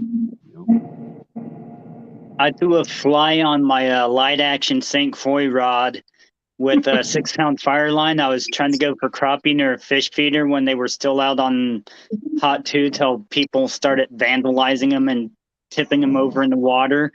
Yeah. And so I threw near this fish feeder with a little nymph. My bird's being noisy. And anyways, I was on my kayak and I ended up catching this 5-pound channel cat that was dragging me all over that little cove. Really? Yeah. 5-pound channel cat, that'd be a nice fight. Oh, definitely on a light action with 6-pound test. And place I can't go right now. It's where the sewer outlets the warm water. I'd like to go there in the wintertime, but now they're doing construction on that area to improve the levee. Right. But I've caught blue cats, walleye, smallmouth, carp, nice. wiper, crappie, all sorts of blue flathead. I caught a flathead out of their channel cat, all off of flies. Yeah. Oh, awesome. And all numerous size too. Okay. Well, Rocco, the Laugh Channel, he was talking about wanting to try fly fishing for catfish. So you guys might need to talk sometime because he was asking about if you catch catfish with flies. So Definitely. You can. It's fun too. I haven't done it on the fly rod. Okay. But you've done it using flies. Yeah, using flies, and you can get a decent cast on the heavier flies with a light action using 6-pound fire line because the diameter of the line is so thin. Mm-hmm. So it allows you to cast as long as it's got a little decent weight on it. And some of them that I cast are like real itty bitty small. Yeah. And I can get it out there 10, 15 foot, which isn't very far, but for with as small it is, as lightweight as it is, that's pretty far. Right. Yeah, Rocco, that's what I was saying. I mean, if Native Wildman here has done it and he's caught them on the flies, he can probably give you some suggestions on what to use to try to get them. My favorite is the beadhead nymphs. That's what I've caught a lot of them on. Then I also take these tube jigs, and I will tie like marabou around them, so they but nothing on the hook part, just around the lead. Are you guys familiar with what a tube jig is? Yeah, you talking about like kind of just like a crappie tube? It's just a hollow tube with the little tail jigglers on the tube itself, but the jig head. It's just like this piece of lead, and it has a hook, but it takes up a little bit more, and it's meant to be shoved inside of one of those hollow crappie tubes, and then you just push the eye through the top of it somewhere. Right. Hey, Mama Netta, how you doing? Saw catfish surfing. Yeah, catfish will definitely surface for bugs. Flathead, channel cat, blue cat. In fact, if you're fishing the river and it just rained and you see a lot of surfacing, what you would like to do is take a bobber or a float, however you say it, get nightcrawler and float it about a foot underneath the bobber. And that will catch you a lot of catfish if they're hitting on top like that in the river after rain anyways. Well, we got Whoopi Goldberg in the house. That's a new one. That's got to be somebody with What the? No. What? Whoopi Goldberg from Star Trek. Well, the person in the channel, they just said, all they said is Yodel, but the channel is Whoopi Goldberg. That's interesting. Cool. Yeah. Pull up She's their channel. pretty funny. I like her stuff. Yeah, I always liked her as an actor. I'm not liking her too much with her throwing out her own agenda, her beliefs and everything, the way she throws them out, and some of the off the wall crazy things she's got to say anymore. That's kind of changed my opinion of her. But as an actor and her movies and stuff, I've always liked her. Yeah. Got Yeah, I this damn didn't pay lady dog attention now. to the. She's so unladylike. She's like all sprawled out on the couch and snoring. Awesome. Yeah, but yeah, I really would. What's up, Brandon? You can always say something. I know. I thought I heard him say possum. Oh, well, possum. Awesome. That's What me. you doing? Are you done? Yeah, we're going to the shop, put some more diesel in, some more water, and go to another farm and help somebody else pick. Oh, nice. How far you got to drive to go to the shop? 20 miles. Right. Yeah, Rocco. I like the Sister Act movies, and I watched Jumpin' Jack Flash not too long ago. That was a good old one. That was a good one. Definitely. When her blue sequin sparkly dress got caught in the paper shredder, I always wanted them to let her show, that thing getting ripped off her top, but it never happened. Will Green says, "Don't think it's a good idea for Possum to stay on the road." I'm familiar with them. Go ahead, Brandon. Oh, I said no. They usually don't look both ways before they grow. I'm familiar with them with driving county roads, man. You get out there on a wind farm. I did 2 wind farms when I first started out in the field. And I'll tell you, I got so many damn miles driving a SkyTrack around out on the county roads. It ain't funny. Mile after mile, driving around from pad site to pad site, string road to string road. Oh, yeah. What was that? Oh, yeah. I was gonna go grab this Okuma rod real quick and show you. Oh, man, Awesome. I've never used Akuma rods. I got, let's see, 8 foot. Yeah, I got 8-foot record chasers. I love them. I've looked at them. I got So Okuma plastic bait casters too. Yeah, Brandon, that's what I bought. I bought the record chaser. It's an 11 foot. It's an 11 foot. Cheese with that. I have a cool fishing story about blue cat fishing. My friend and I, we were out fishing the river pond area at Tuttle Creek, and you've seen him in some of my videos. He's the real tall guy, Austin. Mm-hmm. And somehow he got like this weird knot in his line, and he's fighting this fish, and then he can't reel it in anymore because of this knot. So we have to cut the line while there's a fish on the line. And me being the only one that knows how to tie a line to a line, I end up, while the fish is on the line, tying a uni knot to connect both the strings together. And he ends up getting the fish, and I think it's about a 20-pound blue cat. Right. And then he ended up having that knot on there for about a year before he ended up switching the line, and it never gave way. Yeah. That was pretty interesting and cool. Yeah. Yeah, I bought this. It's the Okuma record chaser. It's their 11 foot. I like this camo grip over the cork. It's pearl white. It's pearl white with some emerald green lacing around the eyes. And I call it, Danny Stone likes to name his rods, and some other people name their rods. So I've named this one, since it's got the camo grip and it's pearl white, I call it the Winter Soldier. What's up, NJ? Good to see you in here, man. What's up, NJ? Yeah, I call it the Winter Soldier. I need to get it out there. And Martin UK, man, I saw you a little bit ago. I'm so sorry I didn't say hi to you. How Martin. you doing, Martin? How's it doing, Martin? But I went with the PC Fun Carnivore on it. I know the red don't match the green and white, but you ain't got to match. I don't care. I got it at a really great price. But I got the 5000 series, and man, that 5000, I went ahead and went with the 5000 because it's it's an 11-foot rod, it's a long rod, and I figured what the hell, I'll get a bigger reel for the line capacity and everything. But man, I'll tell you, reeling this thing in, it's super smooth. And I bought it when it was on sale, and I got it delivered when I was working in Missouri. Cool. I got it on Amazon, and I got it on sale for like $37. It was like 42, and it had a coupon with it.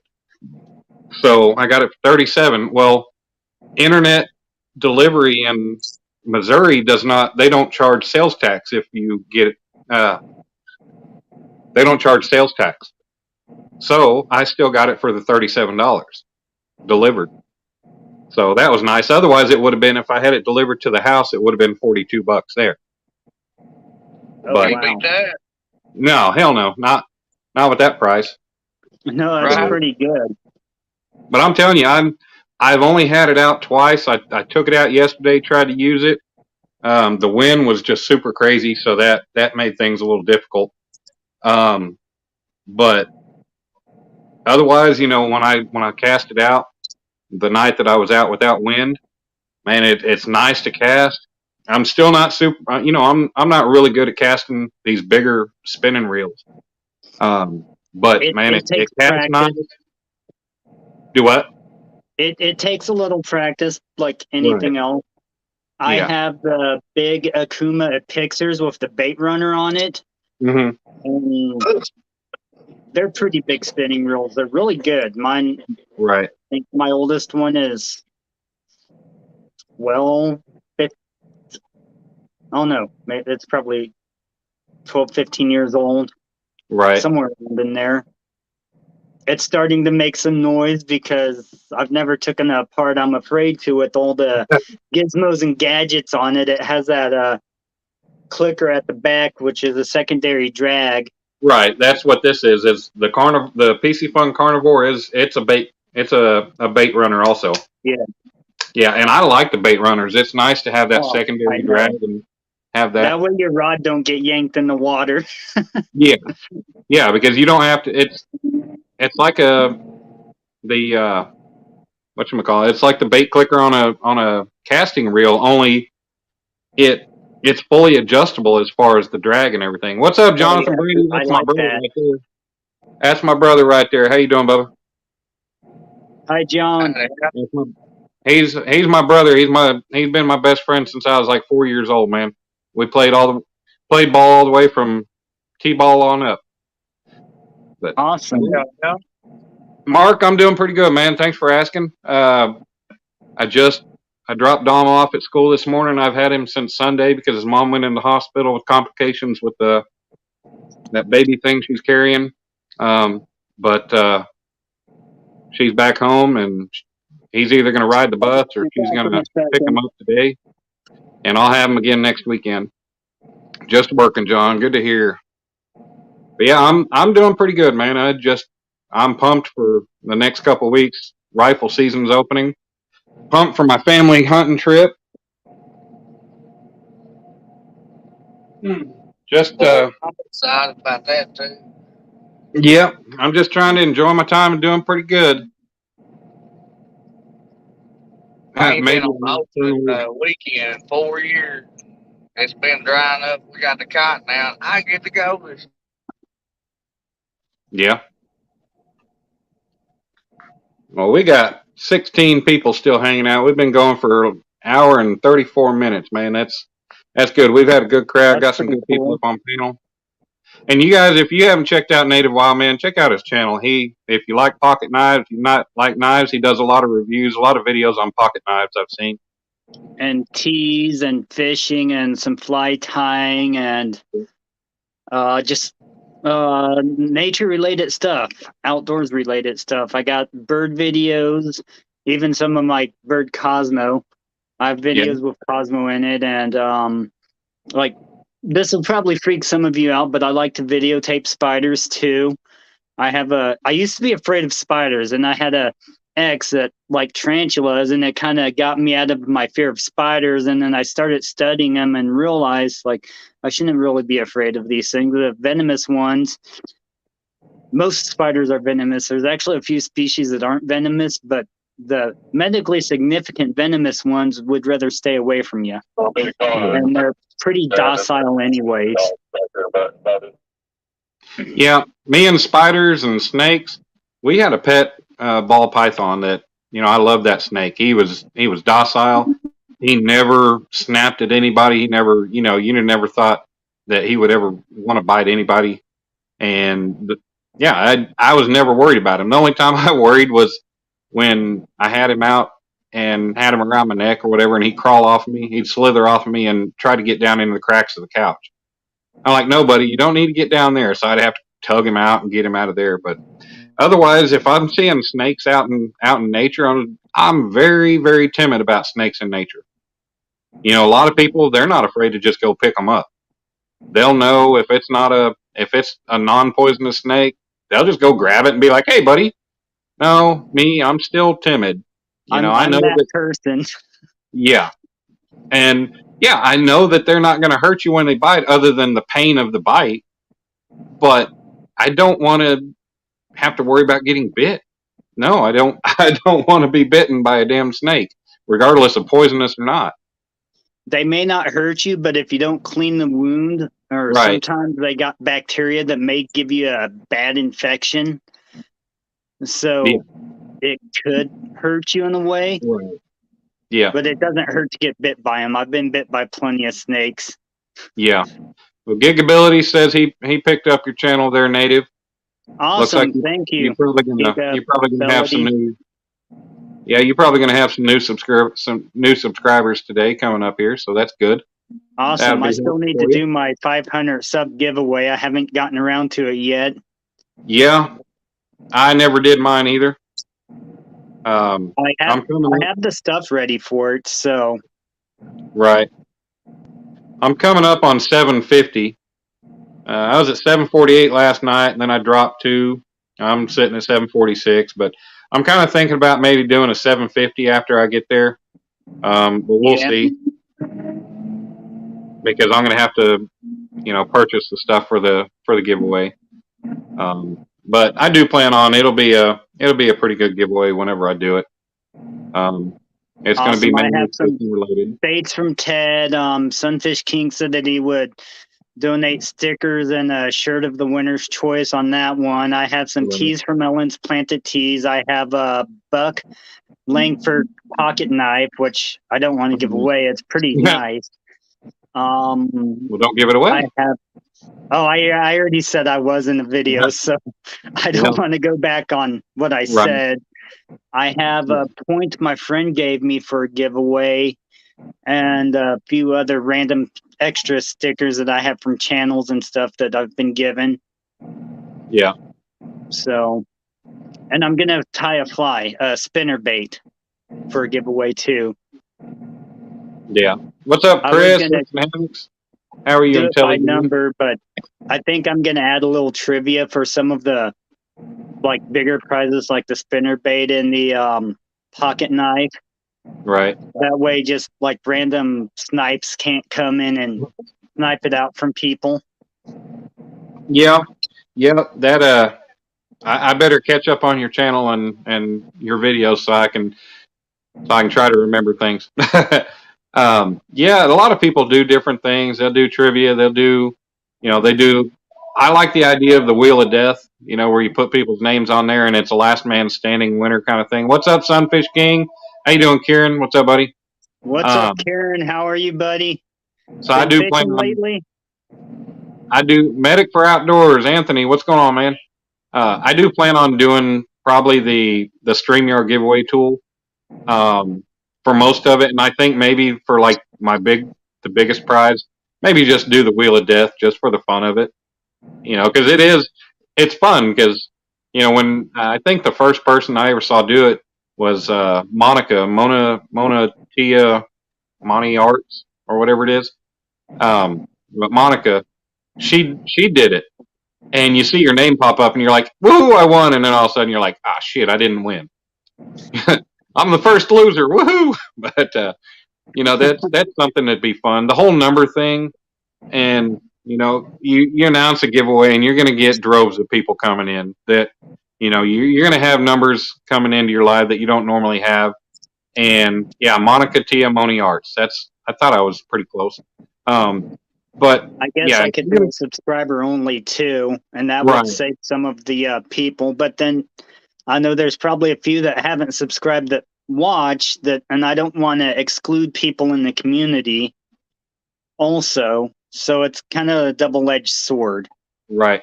Yeah, Will, what he was talking about, Will, is the subscriber only mode. And anybody can do that, I believe. You just got to set it up. You got to set up your live first, and then you've got to go in on your laptop and you've got to make that setting. Be nice if you could do it on the phone. I think you can. I think you can do it on the phone. I'm not sure because it As far has as I know, different you can't, listings on it. Yeah, unless they changed it, I don't think you can. But you know, Sunfish King would be somebody to ask on that one. I don't know that you can do it from your phone yet, unless they've changed it. That'd be nice if you could. I know it has But- settings I haven't really messed with because I haven't really needed to. Mhm. So Well, you know, I don't usually have any trouble with trolls and the bots. You know, I've had a couple bots come in here that, you know, I've got moderators that'll block them if I don't catch them before they do. But yeah, it's I plan on, when I do my giveaway, I do plan on setting subscriber only mode. Now I don't know whether I'll do it by the minute or do it, you know, 1 or 2 days or a week in advance, you know. But I had the thought there. Oh, we lost Brandon. We lost Possum. I had the thought because, you know, when I do my lives, I typically kind of tend to have about the same crowd, and I go into a lot of people's lives, support a lot of channels any way I can, and a lot of those channels are people I never see in my lives, and I'm just like, you know, when I do a giveaway, anytime anybody announces a giveaway, you get, you know, I've got 700, almost 750 subscribers. So, you know, you'll end up with people that might typically have 20 to 30 people in their lives. All of a sudden, you announce a giveaway and you got 120. So, yeah, I get, like, I think the most I've had is like 10 or 15 in the live, right. but I haven't gone live here recently for a while because the places I've been fishing, it's either been too dark by the time I get everything set up, or like pot 2 that I like to fish a lot. I don't get service out there anymore. Yeah. Yeah, Kieran, you like this hat? Yeah, I got this from a friend of mine. Oh, wait, I got it from that guy right there, Sunfish King. Yeah, But- Sunfish King is pretty awesome. Right. And it, you know, I thought I'd be kind of vague about it when I do it and not really announce a giveaway, just kind of do it. But at the same time, I'm looking at the fact that I've won a lot of stuff. I've been given stuff in a lot of channels, and I've won a lot of stuff in a lot of channels that, you know, they do it openly. They've never had that issue, never had that worry. So I look at it as though, you know, everybody's given me the chance and I've won in their lives. I should give everybody else the chance at the same time. So I'm just when I come about time to do it, I'm going to announce it. I will have I'll have a subscriber only mode set, but you know, for how long? Possum's back. Solar flare, y'all. Miss Solar Flare. So yeah, That would have killed us all. Well, not literally killed us, but our equipment. yeah. But when I do my giveaway, it'll be announced, and it'll be, you know, I'll announce it, but you know, as far as when, you know, that'll be something different. But yeah, it'll be something people just have to watch for. I probably won't schedule it days in advance and tell everybody when it's happening. I'm just going to schedule it and do it. Set the chat limit to those who have been. Cool. Yeah. Yep, at least 24 hours, 12 stone. What's up, Ogie? Good to have you back, bud. Hi, Hoagie. We're still holding 21 people in here. Still got us a good crowd in here. We get to watch Brandon driving around in that cotton picker. We got the native wild man hanging out up here. Oh, that's all right, Dink. Hi, Dink over Stink. What you doing, Oh, Gene? hi, What you doing keeping you busy? Dink over Stink only lives about 10 or 15 minutes from me, so we're gonna try to get together cool. sometime. Yep. Try to see if maybe we can get together sometime over the next week or so, since I won't have my son till next weekend. Maybe we can get together and go hit the river and do some fishing or something. Now's a good time to catch the monster blue cat because they're Yeah. fattening up for the winter time before everything freezes. And Yep. shad is probably your best bet in the head. Head's the best part of the shad to use, or the guts. And my personal experiences. Right. Well, the only problem that I have with fishing a lot of the lakes that I fish local is they're Oklahoma City lake. They're run by Oklahoma City, and in the Oklahoma City lakes and close to home waters, you cannot use a cast net. So trying to get shad, like the lake I went to yesterday, I went to Lake Hefner. I'm in there. They've got an enclosed dock that you can fish in, so that's where I was trying to catch my bluegill, my bait, and the damn shad were flipping inside the pit in there. I'm like, what the hell? And they were flipping everywhere. So it was you're tying some rigs, getting ready for tomorrow. Where are you gonna be going tomorrow, Gene? Hopefully tomorrow's gonna be a nice day. Hopefully the wind will die off after this storm comes through that we're supposed to have. We lost native.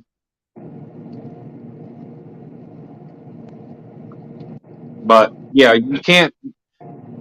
Caught you a dozen bluegill yesterday. Awesome. I only got 2, but yeah, hopefully. I don't. Well, hopefully not. Yeah, in Oklahoma City waters, you can't you can't net shad. So yeah, you're kind of stuck with what you can get. You're driving, but I tell you what about that king guy who does he think he is sending out stickers and merch and throwing tourneys and stuff. Yeah, that Sunfish King, he's a pretty good guy. I've hung out with him a couple times, went fishing with him a couple times. Had good times. He runs a good channel. He runs a good clean channel when he does his lives. Tries to keep it family friendly. You can have some mild adult humor, like with a lot of channels, but he does try to keep it family friendly because there are often minors that come in there and hang out. But he's totally different in person. He'll enjoy going out and have, being a normal person like the rest of us. But he does have a good channel. Good guy. If you told me you'd have to kill me. Hey man, I ain't got anything to do tomorrow. I'll go float with you. Now hopefully you're talking about float on a boat, because I'll do that. I don't have a float tube.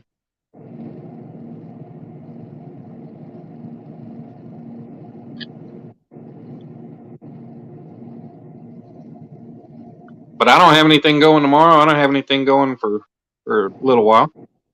Sunfish King has helped you out a lot. Great dude. Yep. He's a good kid. I call him kid because, I'm 42. He's 26. Something like that. He'd rob in the cradle with his girlfriend. She's a cute, sweet girl. It sucks I didn't get to meet her when I was in town. But Springfield's only 3.5 hours. I plan on making my way back up there here pretty soon. Oh, you're 27 now. All right. But yeah, I plan on making my way back up to Springfield. We're gonna do some more fishing, hang out. Anybody wants to come up, Kieran, if you're not busy? Which I know you ain't doing anything, even if you say you're at work. You're not doing anything.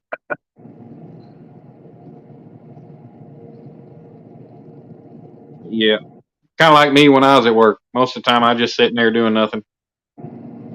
I had my share of flying things up. Digging the Short King.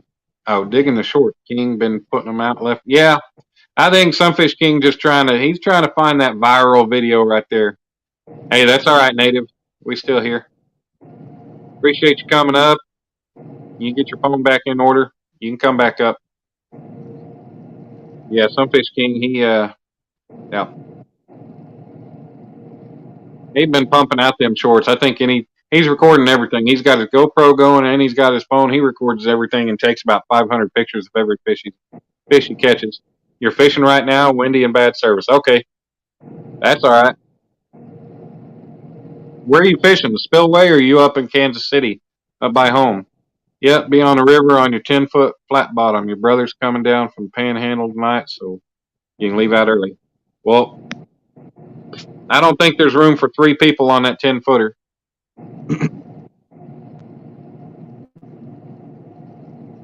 Back to work for easy work, but takes forever. Yeah. Lazy dog. Yeah. This wind dies off. We get this storm go through here. Hopefully the wind will die off, and we'll get back to having some. The temperatures are still nice. We're not supposed to have the high is supposed to stay in the low 70s and in the 60s, and then I think next weekend it's supposed to drop off down to the high 50s. It'll be cooling off at night, but yeah, we've still got good weather going on. You decided to give shorts a try. In the last 28 days, you got 475 subscribers and 250,000 views, mostly from shorts. Yeah, man, the shorts. I noticed, you get new subscribers from shorts. I've picked up quite a few just from the shorts that I've put out. You're fishing in KC, your favorite stocked trap pond, but they ain't stocked yet, so there's no trout. Damn. You can put me on there, but won't be any room left for the beer. Man, that's what you drag along a floating ice chest. You just make you a float and drag that ice chest along behind you. Yeah. Well, I ended up, when I put that short out after the 4th of July with Dominic doing that sparkler, man, I gained 150 subs, and then I've gained 12 or more off of the other ones, and I've gotten a couple subs off of some of the other shorts. But it's cold over here, high 40s. Yeah. Well, my phone says it's 61. You're going to post a question on your community tab later about tea. Man, I am not a big tea drinker. Like, give me a regular normal old tea that I can put a lot of sugar in, and then it's good. But, man, you do all those jasmines and oolongs and all those Earl Greys and all that other stuff, man, I don't get into all that. People that drink that stuff, yeah. My dad and brother slammed the salmon last week. Should have went. Yeah, you should have. I remember you talking about your dad invited you up. We put nice breeders in some waters here October. Haven't fished for anything, though. Yeah, Mark, we've been missing your lives, man. You were going live damn near every day for a long time. You need to get back out there. I know me and a lot of people have been missing your lives during the day. You're another outlet for us to go hang out and watch some fish. We're fishing.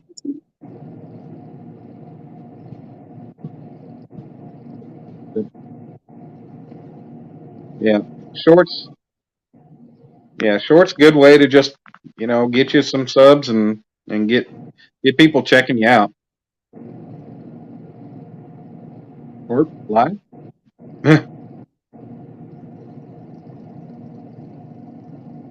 Nice simple pot of hot green tea with candied ginger. So I don't know. I mean, I'd be willing to try it. Like, I like the Lipton lemon green tea from the store, but I know that's totally different than just drinking regular old straight green tea. Need some proper Yorkshire tea, good and strong. Yeah, but I like sweet tea. Like McDonald's sweet. Yes, sir. Like McDonald's sweet. That's the way it's got to be. Mom, growing up, when Mom would make tea, she'd be like, I already put sugar in there. I'm like, yeah, you didn't put enough, so I'm dumping the sugar in. Most views on one of your shorts, Native, is 5.7K. Hey, that's quite a bit of views, though. That's pretty good. Orange spice and Bengal tea, green and sweet teas. Now, just give me some regular old Lipton and brew it up and let me put a bunch of sugar in it. I'm good. What's up, Daniel? Living MN. How you doing, buddy? Oh, we're just hanging out here, keeping everybody entertained, or trying to keep everybody entertained this afternoon because nobody was live. Nobody was live this morning, so I thought, what the hell? Get people to come up and chat and help their day pass by.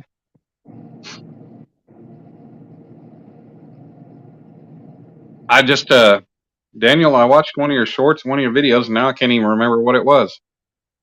Oh, it was your Mississippi smallmouth. I was gonna make a comment about that wondering if they were stocking Mississippi smallmouth in Minnesota, but I guess you might have taken a trip to Mississippi. Yeah, Daniel, you want to tell us some about your trip? If you went to Mississippi, come on up and tell us something about that and how that went. Ernie Brown is live now, and John Parker's coming up in 30. Okay, yeah, I remember I saw John Parker was supposed to go live yesterday, but he postponed it today. So, yeah, I could always knock off after a bit when John comes up. Yeah, Ernie, I kind of figured Ernie would be live, but he wasn't today, so I saw, what the hell? You're considering packing up and going inside cold and the bite's slow. Hopper? Some teas are naturally sweet. Yeah, well, it depends on my idea of sweet compared to other people's is very different. Who we got coming up? Truth Finder. Well, authenticated with YouTube. So who is Truth Finder? Hey man, what's up? What's up, Truth Finder? How you doing? Yeah, I'm alright, man. I just want to say a story to you. Can I? Okay. Yeah, so a few 2005 someone committed a murder. I'm not gonna say no names, but someone committed a murder of his best friend called Jackson. And literally they were in the house together, and literally the guy was stabbing him to death, yeah. And the reason he stabbed him is because he lost a betting match. So they were playing a friendly game at the beginning, they were betting money, and he lost and he couldn't take it. So he literally pulled out a knife and started stabbing him. That's what he did. He stabbed him to death, and what he did was he put him in a black bin bag and everything and dragged him down to the car and everything. And then he was trying to take him to Friston Forest in the UK. So, I don't really think that a story about murder is anything that my channel really needs to be talking about. But it was you. You was the murderer. I was the murderer? Yeah, the story's about you. You came to the UK and you killed your best friend. Okay. Well, that's interesting because I don't have any best friends in the UK and I've never been to the UK. Obviously, you deny that because you done a hefty jail sentence, friend. I have? That's funny. Yep. Only thing I've ever been to jail for is public intoxication. So you need to check your, you need to learn. Let me give you some facts. So basically, you need to learn how to check your shit. So, well, guess what? You're getting trolled live TV right now with. Who the hell's that idiot? Why did I even let that idiot up? Anybody sees that person chat in the chat, remove them, block them. I don't know why I let that idiot come up. It's funny, somebody trying to tell me I've spent prison time. That's funny. Only thing I've ever been to jail for is public intox. Not proud of it, but it's happened. And I've damn sure never been to the UK.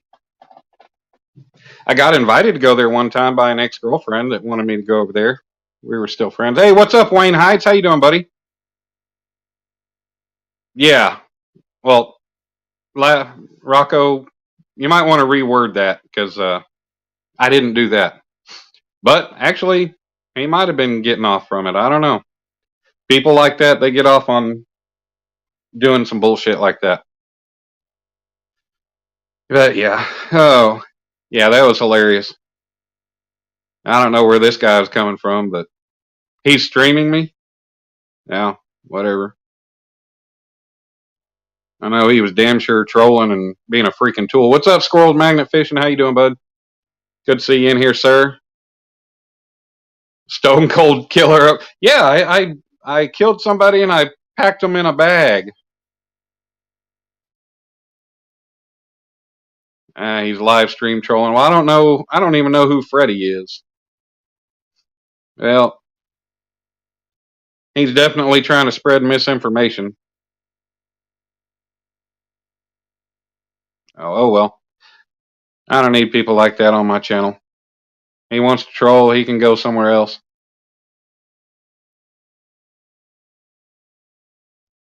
If anybody else wants to come up? We lost Brandon, we lost Native. Anybody else come up? We've been going for 2 hours and I'm 1.5 minutes. I'm doing pretty good, man. Just hanging out. It's a nice day out. The temperature's dropped. It's definitely overcast. We got storms supposed to be coming in. When it's going to happen, I don't know. I don't even know if it's going to hit. It's supposed to be here though. Just hasn't happened. So waiting to see. Hopefully, we need more rain. We need rain to fill these lakes back up and the rivers. I don't know what the small rivers are like around town, but yeah, everything's going down. The lakes are all down like crazy. And I just asked you. Oh, and I just asked you to go fishing with me in a remote spot of the river. Oh. Well, he can be a troll. He can be a troll, just not in here. That's funny, Gene. Yeah. Don't worry, I might chop you up and pack you up in a bag too, according to him.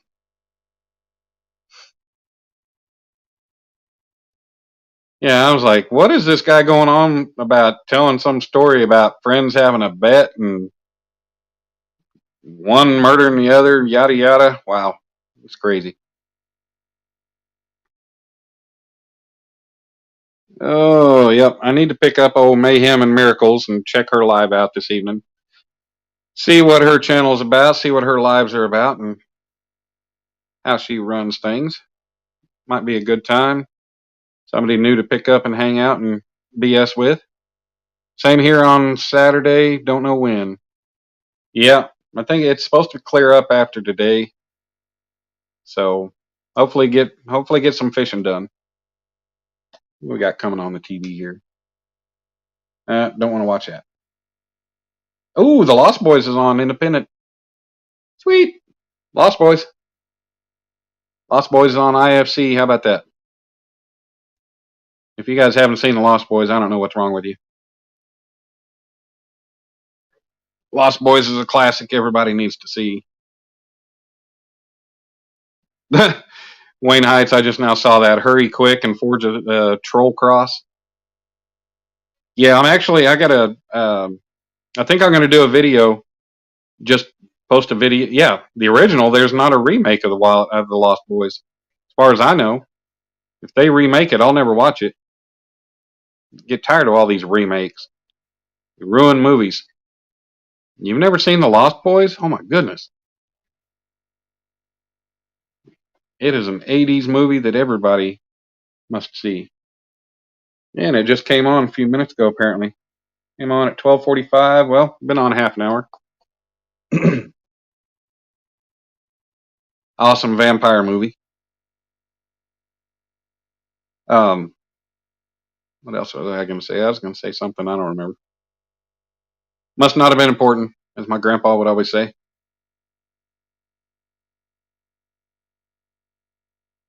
You're putting some fuel in your gut tank and gonna forge some wrought iron coolness. Hey Wayne, man, if you talk to Robert, Robert, what's his name, that was talking about sending out some of that wrought iron to people that wanted to pay postage, let him know that I emailed him and I've never heard anything back from him. Like if you talk to him on any kind of regular basis or anything, I only talk to him in the lives that I see him in. But yeah, man, let him know because I'd like to get some of that. So whenever I get my forge done, but that's what I was talking about. Yeah, I think I'm gonna get all the stuff that I've gotten done for the forge so far. Just kind of make an update video on it. The stand has been sitting outside rusting. I thought about paying one of the mobile sandblasters to come sandblast it and one of my dad's trailers. He charges, I think he said he charges $50 an hour, which really not horrible. What's up, Mike's Fishing Home? Doing pretty good, man. Just hanging out. We just live wasting the day away. Nothing else going on. But yeah, just do a little update. Just do a video to show the progress, show what I've got done on the forge. It has been sitting for quite some time, but I'm ready to get back on it. I've got a couple pieces I need to finish and try to get done before I really get back on it. But do that and then try to start recording video. And I've recorded video as I made it, but try to start recording video as I get further along. I've got numerous things left to do to it. Not a lot of major stuff. The stand, the firebox, the twir are all made. What's up, Big Slim? How's it going, buddy? 18 people in the house, 2 hours and 6 minutes in. We're doing pretty good. Just hanging out. Nice overcast day outside. I think the wind has kind of died down, but yep. I really want to get my forge done. I want to make a bunch of hooks. That way I've got them already ready, and hopefully maybe I can want to get maybe about 30 to 40 of them done before CatCon and a few other pieces.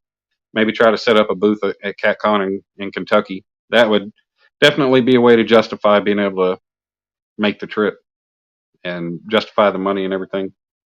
You got your coal forge finish up and working on a European side blast forge. Oh, wow. Hopefully be able to see that. I've actually never messed with a forge in my life. I'm building my very first one. So hopefully it's going to come out really nice. Am I going to make knives? Maybe. I might make a few knives here and there. That'd probably be something to do. I've got leaf springs around. I've got coil springs, a lot of things that I can use that'll be good hardenable steel. So that'd be nice. One day you'll get a customer. Awesome, Martin. I'd love to have some of my work over in the UK. I'd like to have it all around the world, but the forge, it's definitely, I'm learning a lot about blacksmithing from watching videos and going into the lives that I go into and stuff. It's just another way to help me with technique, and there's a lot of things that I do that, if I get a forge and I get the technique down on a lot of things, that'll save me some time and effort. And it'd be nice to say that this stuff is handmade, hand shaped, as opposed to, using a grinder and cutting and shaping with a grinder. So totally different way of doing it, and it'd be cool. But it'll be a lot easier for doing some of my artwork and stuff in a lot of different ways. And yeah, it'll be helpful. Deadpool, I always liked that name, reminded me of a real low river. Yeah, Deadpool's a pretty cool guy. He's helped quite a few people out around the community. Cool dolphin short video. I'm gonna have to check that out, Billy. I've been slacking on watching people's stuff. Deadpool's cool. It's good to see him around in the daytime. He's usually around at night. Once the hammer hits hot metal, you're hooked. Oh yeah. Yeah, I need to. I got Canva. I need to just compile make a slideshow video of a lot of the stuff that I made back in the past, and stuff that I've currently made or recently made, and just kind of highlight some of the stuff that I've done and some of the stuff I can do. But I am definitely broadening my horizons with stuff that I'm making and how I make it. So that's nice. Getting into, having internet back home, having my dad's shop to use and everything. Having the welder and torch and all that stuff, which I didn't have on my own. It makes it as nice, but YouTube and the fishing channels and stuff were definitely an inspiration to help me come back to getting back after it. After about 10 years hiatus of not doing anything. Yeah, my mind was going crazy with ideas. So it's nice. Sunfish King just caught him a nice hybrid sunfish, a good chunky one. Awesome. Yeah, Wayne, that once the hammer hits the metal, you're hooked. Yeah. And having the forge will make things a lot different, a lot better than just wasting gas from a torch, because, like when I'm making these hooks, it'd be nice to be able to heat the whole thing so I can get a shape going, as opposed to having to use a torch and only heat a small area and lose the heat as I'm going. So it's nice, or it will be nice. That should be ready here before long, hopefully. But if I don't get one of the sandblasting guys out, I'm just going to get my 9-inch grinder with a big wire wheel, make quick work of buffing all that rust off, throw some high heat paint on there, and that way it'll be protected, won't be rusting. And for now, it's going to have to sit outside, so I guess I'm just going to have to get me a good grill cover, like a charcoal or gas grill. Get me a cover to slide over it. I got a anvil that I got given for Christmas, but it's still rough. It's still rough casting on the horn, so I need to get it out. I need to grind that smooth, clean it all up, and then I need to make a stand for it. That way I can start using that instead of the old drawbar piece of 2-inch thick steel that I got. You would have thought it was 11:30 p.m. by you if you didn't know it wasn't. 11:30? Why you say that? Because of the light? Because I'm inside? I mean,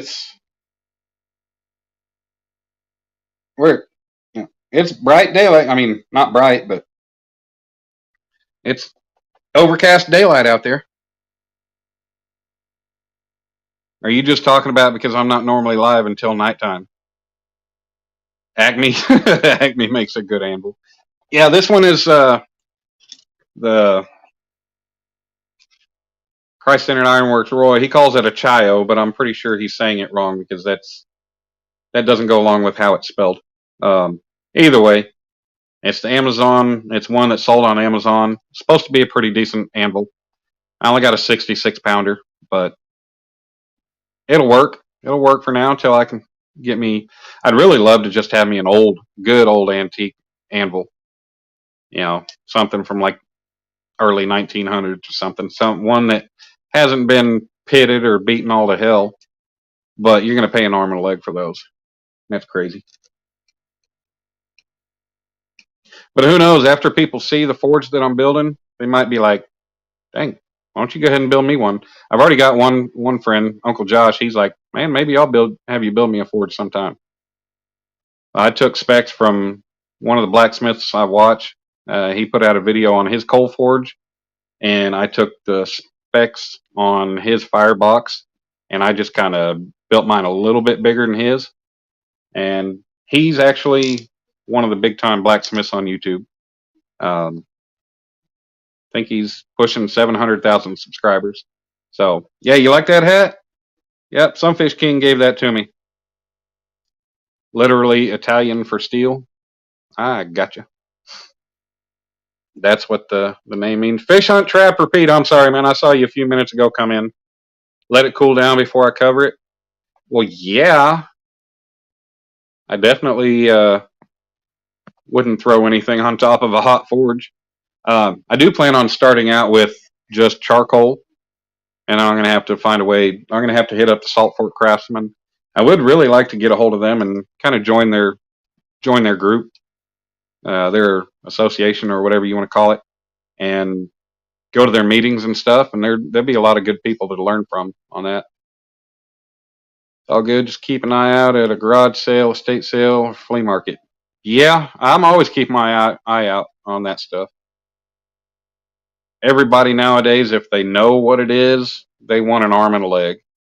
So we've got an antique store in one of the cities outside of Oklahoma City that they've got a big swage block I'd like to get, but I think they want like 600 and something bucks for it.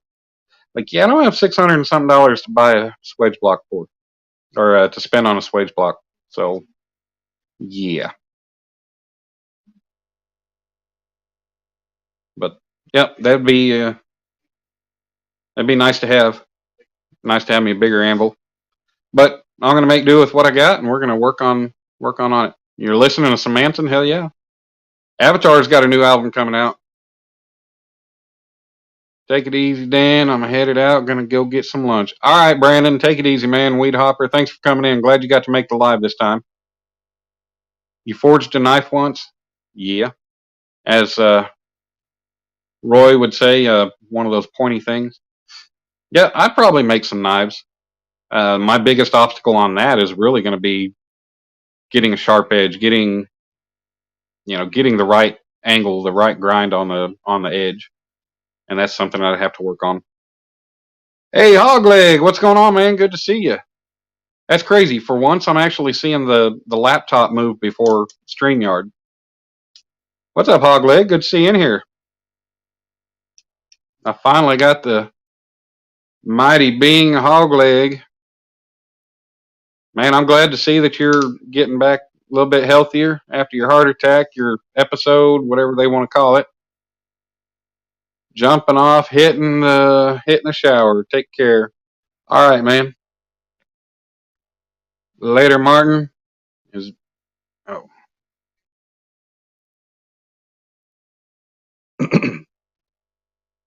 Yeah, I appreciate each and every one of you guys coming in, supporting me, hanging out, chatting. Even if you're not supporting me, you're just here to chat. I appreciate it. Helping everybody else have somebody to chat with. But I like to think that everybody in here is here to support me and because they want to be and hang out. You went a few weeks ago and got a bunch of Snap-on Matt Craftsman tools super cheap. Just got to get there early. Yeah, I've got thousands of dollars of Matco and Snap-on just sitting that I haven't really used since I was a mechanic. I've got a couple $1,000s worth of air tools, all kinds of stuff. My 670-pound German double horn anvil was stolen last year, so now I have a 390-pound Holland and an 80-pound NC anvil. Good. How the hell do you steal a 670-pound anvil? That is insane. Right? How does someone steal? Well, stealing a cow is going to be a hell of a lot easier than stealing a 670-pound anvil. You say, hey, come on, get loaded up in the trailer. What is an anvil? I thought it was part of a train track. Well, people have made anvils at a train track. Unfortunately, I'm still a mechanic. Well, I might end up if my entire yard's getting flooded. Damn, Will, we ain't even got any rain yet. You're already getting. That's awesome. You need rain down there, though. NJ, you walk up to the horse and put him in a trailer, right? Yeah, 670-pound anvil. That's an inanimate object that cannot move itself. A frog, or a cherry picker for the anvil. Yeah, a cow or a horse. Yeah, those will they'll walk up to the trailer. You hate those guys, the tool guys. Yep, I used to have a running tab with the Snap-on and Matco trucks. They come to the shop once a week. They have at least one college tuition worth of tools and boxes. Yep. Let's see. NJ calling him a honk leg. Let's see, hog leg. Yeah, I often watch and don't speak up. And yes, you're a lurker. Yeah, I do that from time to time. What the hell is Mr. Burgles? Somebody get rid of them. 3 boxes, biggest one. Okay, nobody. All right, I got them. We'll get rid of that person. The same time they stole your hydraulic press, grinder, fly press, and mill. Holy Jesus. The rain can stay away one more day. I guess Gene's prepared to. He wants the river to stay where it is. Guess he's happy with its level and its flow. Worked in the weld shop and didn't know what an amp. Mark, how do you not know what an anvil is? Come on now. Good Lord. What the hell? I could have sworn I blocked Mr. Burgles.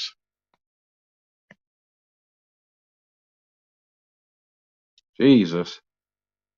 All right. Appreciate you, Rocco. Thanks for getting that. We're getting the dumb ones now. Back? What the hell? Jesus. Thank you, Mike. Thanks, Rocco. You guys.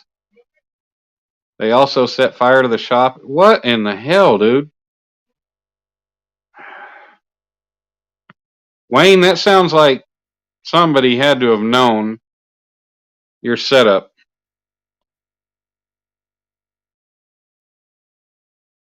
Okay, how does this Mr. Burgles keep coming back? It's the same damn name every time.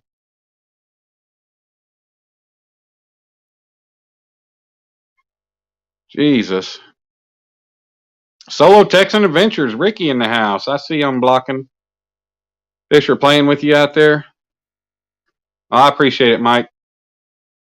On StreamYard, it don't show you.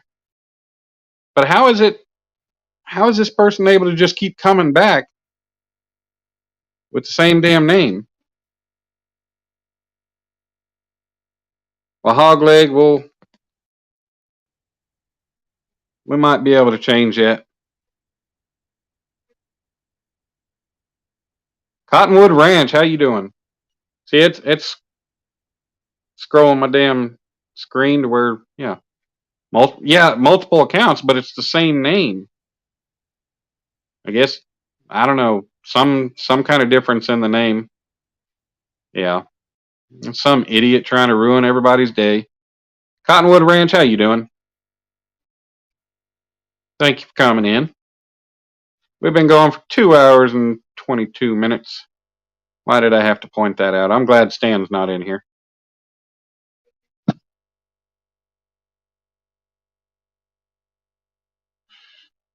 No.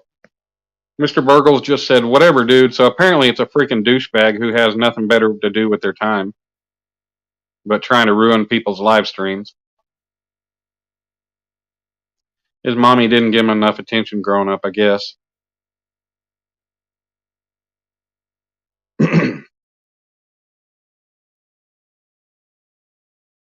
They try to ruin, just stay, they bore, yeah. You know, I'd much rather have the damn sex bots coming in that.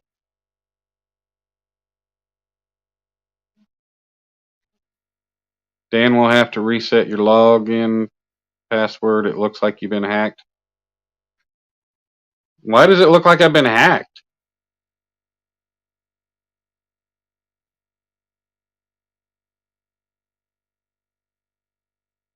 I mean, why do you say it looks like I've been hacked? Ready to leave the lake, but you're covered. You're at a covered dock and it's pouring, so you don't want to leave the cover. Yeah, I hear that one. Oh. You'd love a stream full of sex bots. Hey, Mr. Burgle, why don't you tuck your wiener between your legs and just leave? All you're doing is annoying people. You're not even spreading any links or anything.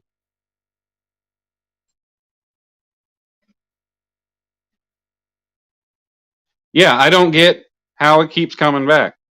Hey, Melissa. How you doing, darling? Vegemite Queen.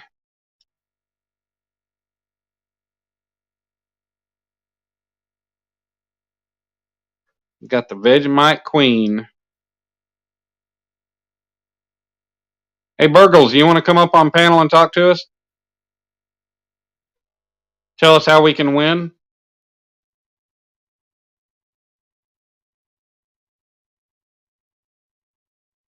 Cat says hi. She's not sleeping.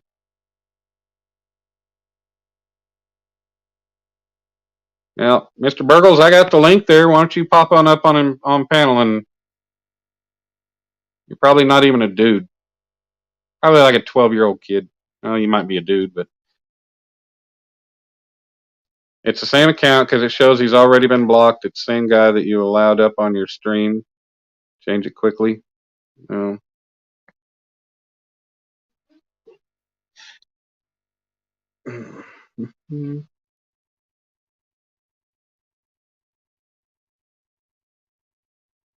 Yeah. What the? Are you freaking kidding? Oh. Yeah.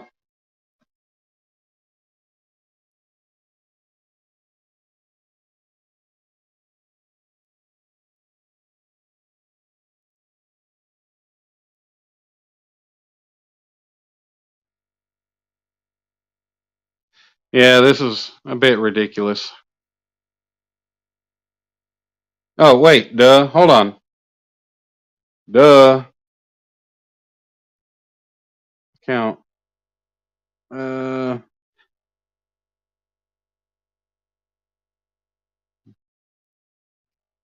My channel. You got to go into YouTube Studio to set subscriber only.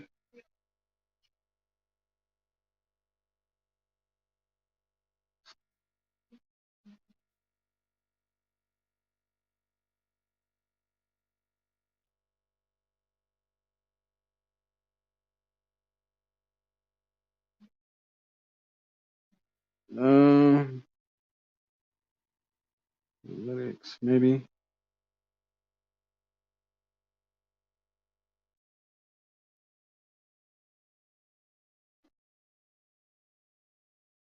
Hold on, guys. I'm gonna try to.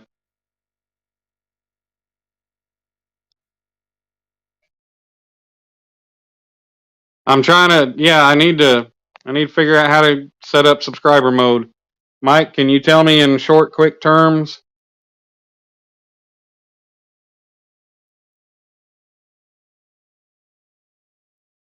Go to the live, click analytics under the live, and option is there. Okay, cool.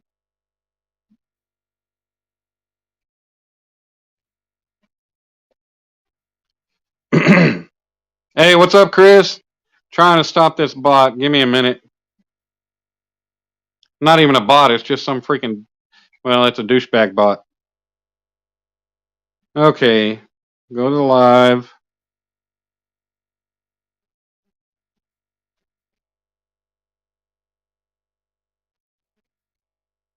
Analytics.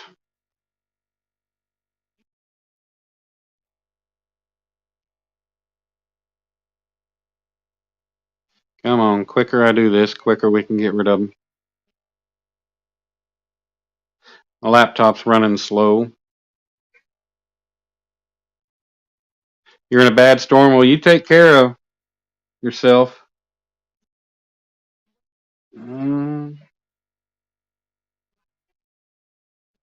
No, it's not. All right.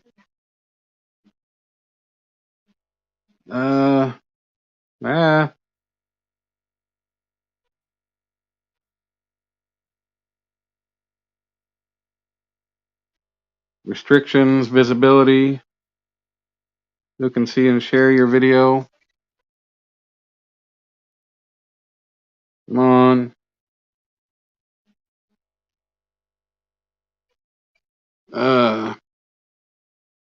Yeah, showing interaction. That's more messages. Video privacy settings. Oh. Well, let's see. Ah.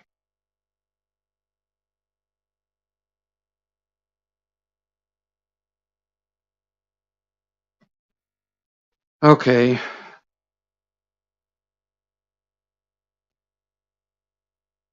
Restrictions.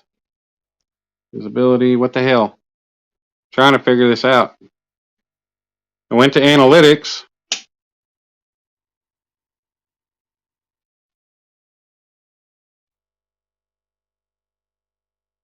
Go to the live, click analytics, and under the live, and go to, and the option is there. I'm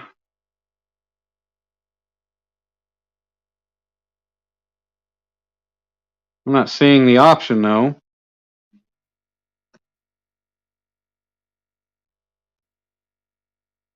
No. Edit, maybe?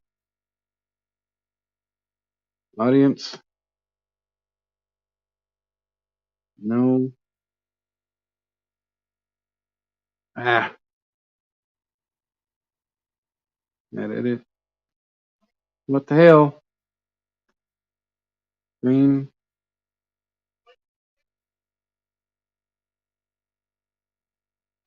No, it's not made for kids. Come on. Unlist stream. Unlist live. No.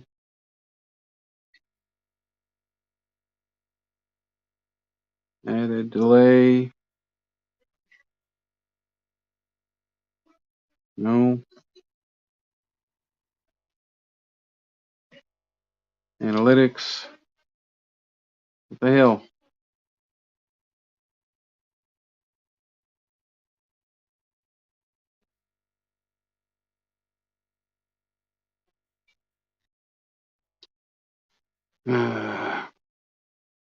I'm trying, guys.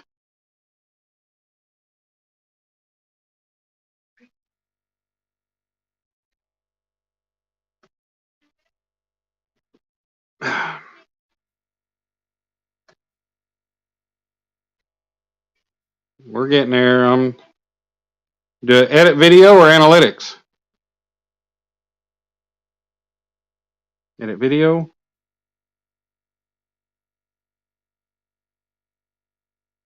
Maybe.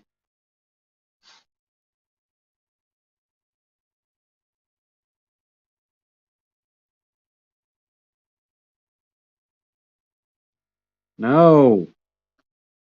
Not made for kids.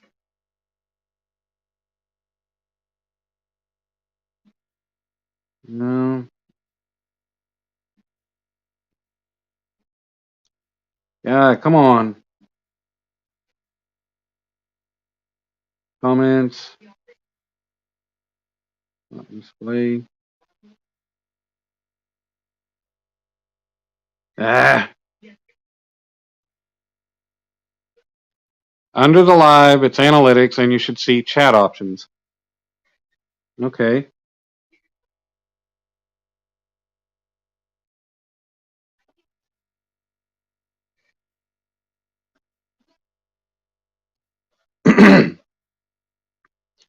Yeah, hold on. Ah.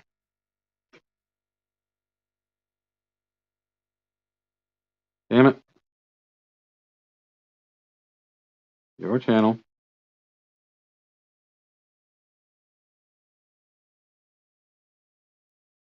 Come on, laptop.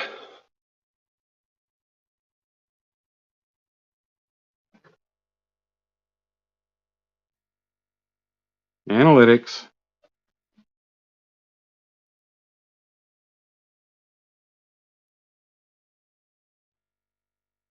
This is helping me figure this out. I needed to learn how to do the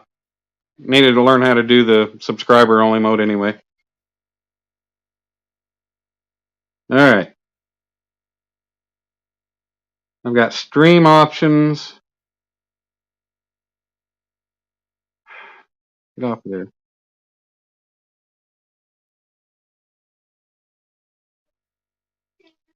What the?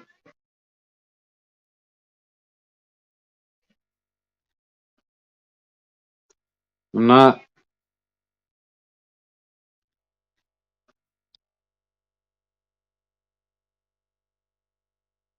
Where are chat options? God.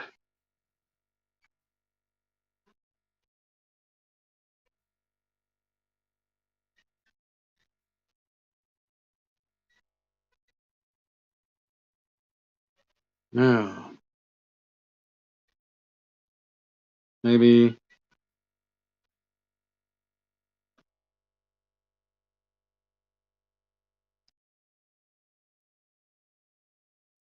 Dude, you're a freaking douche.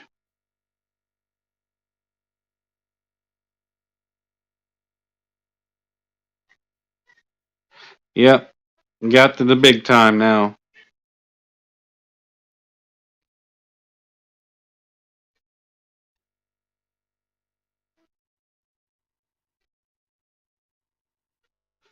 Oh, Jesus.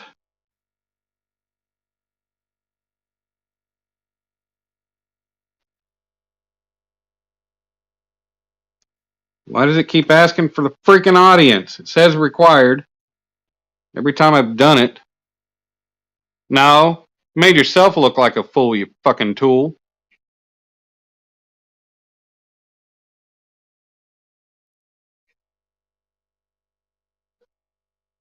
Only thing you made me look like is somebody who doesn't know how to turn subscriber only mode.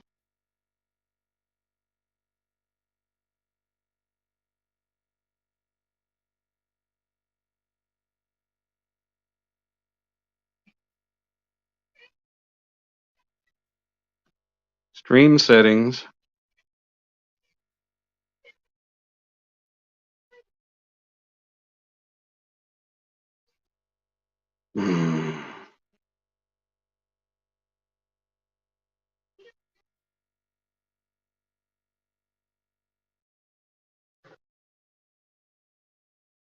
Yeah.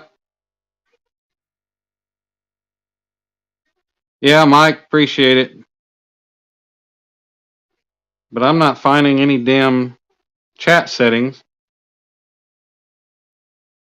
See, stream settings, stream health, and analytics.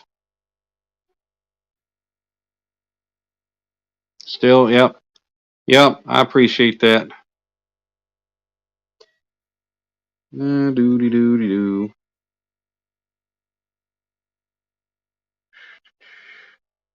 I don't know what stream latency is, but that's not.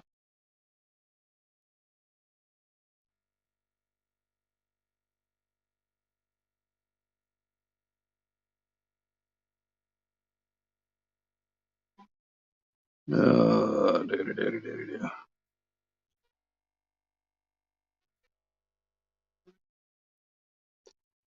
Yep. Let's see. That's only editing. Playlist, audience. No, not made for.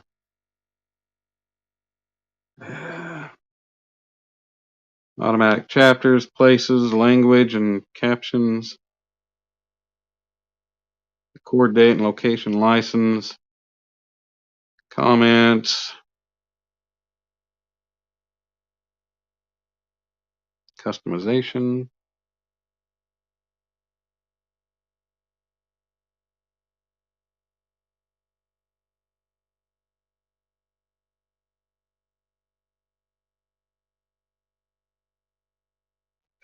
Yeah, anyways, what's going on? How y'all doing? Oh, okay. There we go. I found it. It's under customization.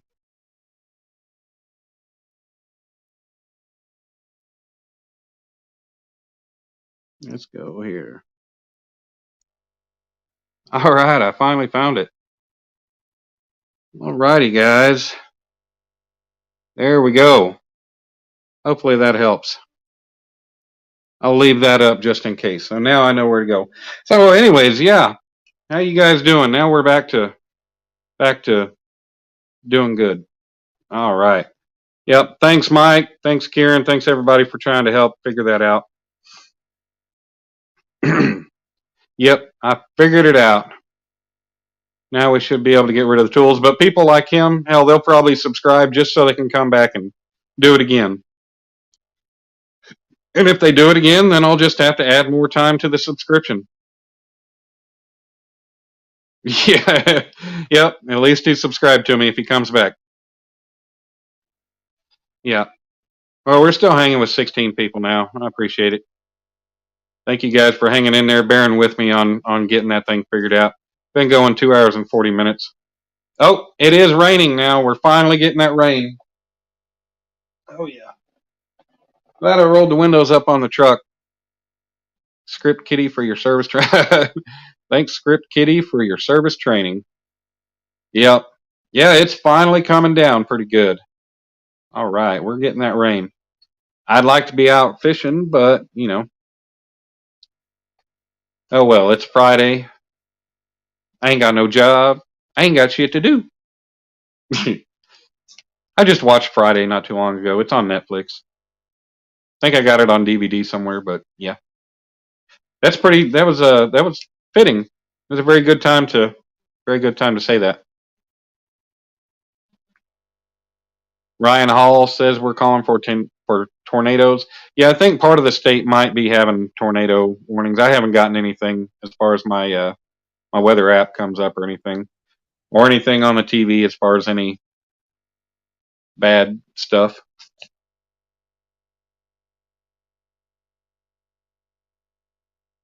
Yep.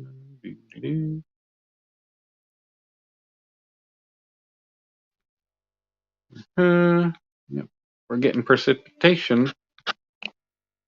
You're still not getting any over there? I don't know which direction it's coming from. I think it's coming from the southwest. I'm not sure. Or coming from the south, whatever. Blacker the berry, sweeter the juice. Uh-oh. Now my laptop just died. Now I gotta plug that damn thing in. Rocco, what are you talking about? Blacker the berry, sweeter the juice. Oh, never mind, duh. You're making a Friday reference. I got you. Peace and long life, my friends. All right, Native. I appreciate you coming in and hanging out, coming up on panel with us. Relentless Wrench, your new nickname. Yeah, man, I appreciate Mike, you, Melissa, everybody that helped out blocking that guy.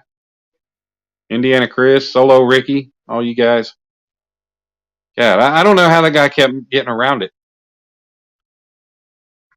But might be a good idea to change my Google password anyway. You're getting hammered in Texas? Well, all of us here in the central United States, we all need help with the rain. So, you know, you can get upset with it for the day, or you can be happy with it for the long time. Whatever we get, that's helpful for the long time. Awful lot of lightning. Yeah, we don't have any lightning yet.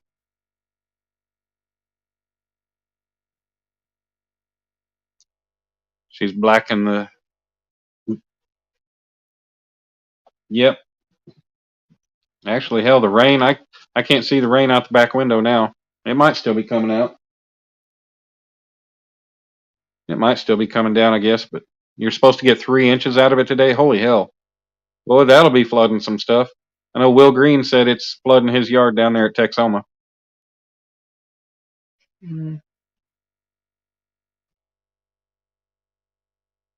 I like it.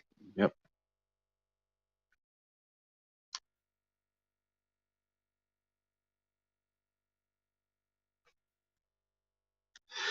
Yep. Damn battery on the laptop died, so I had to plug it in and get it back up.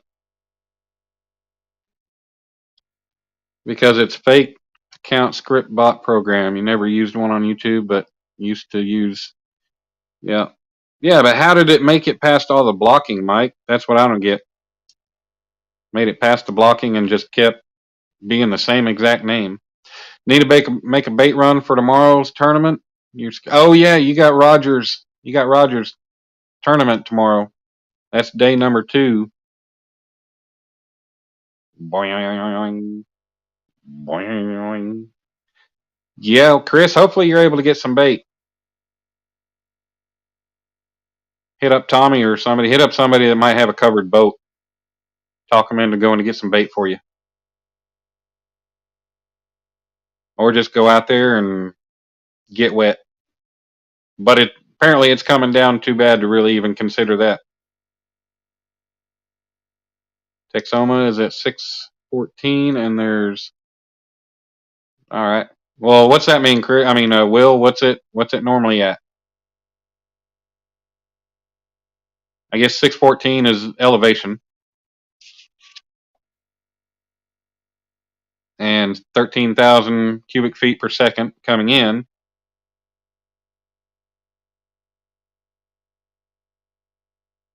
Well, that'd be cool, Mike, if you're able to.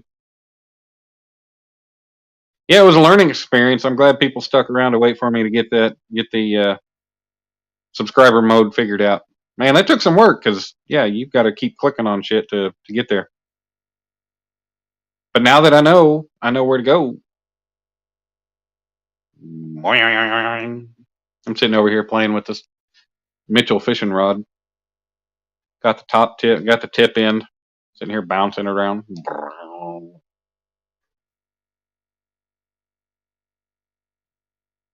Well, that was a short-lived rain if it's done now. We need more. Yeah. Well, it's going on 2 o'clock in the afternoon. I'd love to be fishing. We have plenty of lakes around here with covered docks and even enclosed docks. It ain't good. Wind's supposed to blow in circles in the morning too. Oh, damn. That's not good. Yeah, we've been having winds since yesterday. We've been having good, strong winds.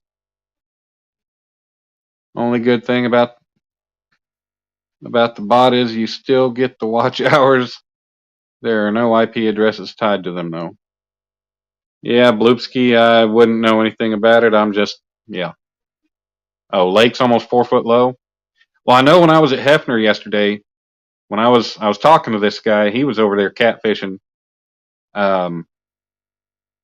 He was catfishing, and we were just sitting there talking after I got done trying to do my bait fishing. And you look over, and there's a jetty over there. We were over by like the boat, the marina, the boat docks and stuff. And you look over at this jetty, and the line from where the water is to the discoloration line on the rocks on all that riprap was between 4 and 5 foot. So that lake is very, very, very low.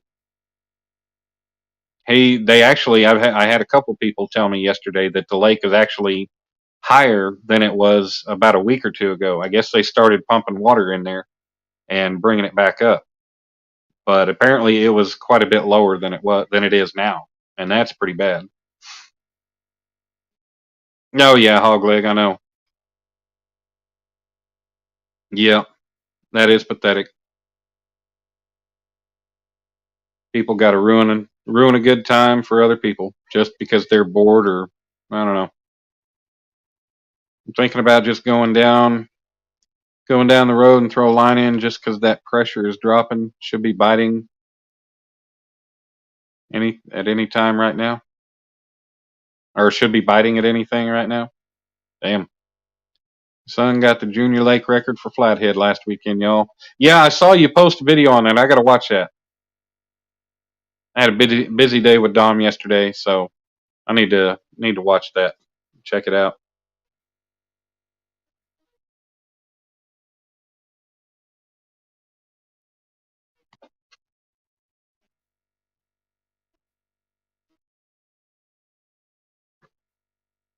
Yeah, if it wasn't for the wind, I might consider trying to get out.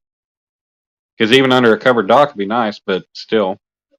Got to rake leaves and be back in a bit. All right, Any Finn. I don't know how much longer I'm going to be going. We've been going almost 3 hours, but as long as I got people hanging out, I might still go for a little bit. I thought about raking leaves now before the leaves really start falling. That way I can stay on top of the leaves.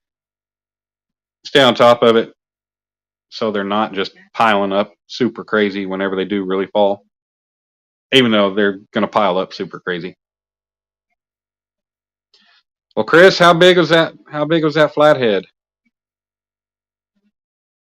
Or are we gonna have to watch the video to find out? All right, Mikey. Have a good one. Thanks for being here.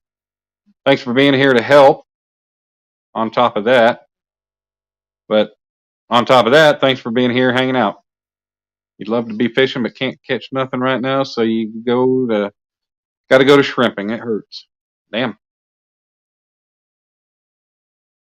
So, I mean, the shrimp are making you money, but are the fish making more money, or is the fishing just you enjoy the fishing better? Rain's done for a bit.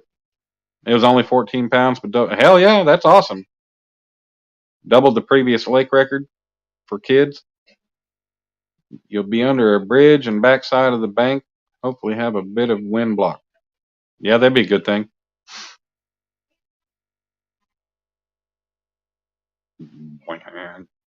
Yep.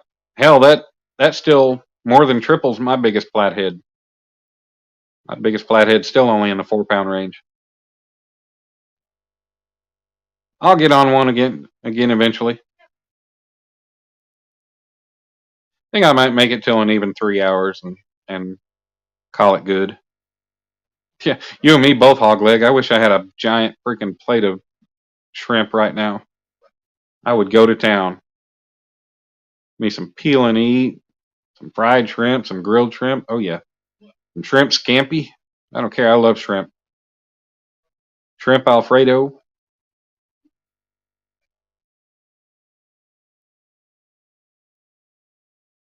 I don't know that I've ever had shrimp cooked in a way that I've ever not liked it.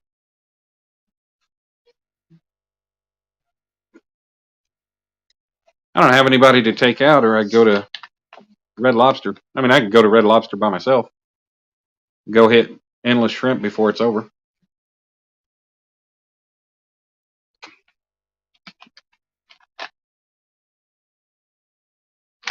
Yeah, yeah, hog leg. Go down and see Billy. He'll load you up on some food. 4 hours, you'll be here maybe 5, or maybe 5 o'clock.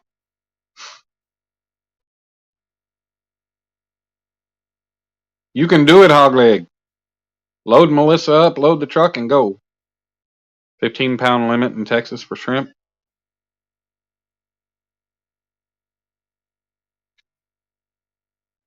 Hey, it'd take me a little bit to go through 15 pounds. I'd be happy with 15 pounds of shrimp. Know how much money that'd save? A lot. I mean, Billy said the other day, he was telling me in my live, I think, yeah, in the live, he was talking 1,000 shrimp comes out to about 12 pounds. About what was it you said? The boat gets 100 and we had 170 pounds of shrimp last night, 17,000 individual shrimp, and 7 tons of sea. Oh, Jesus. 7 tons of seaweed to shovel to find it. Holy cow. I don't envy you for that, but man, having that shrimp right there waiting at the end, that'd be yummy. I could be happy with that. Yeah, that's the whole shrimp. Or that's whole shrimp. Well, you can't get just shrimp tails out of the water.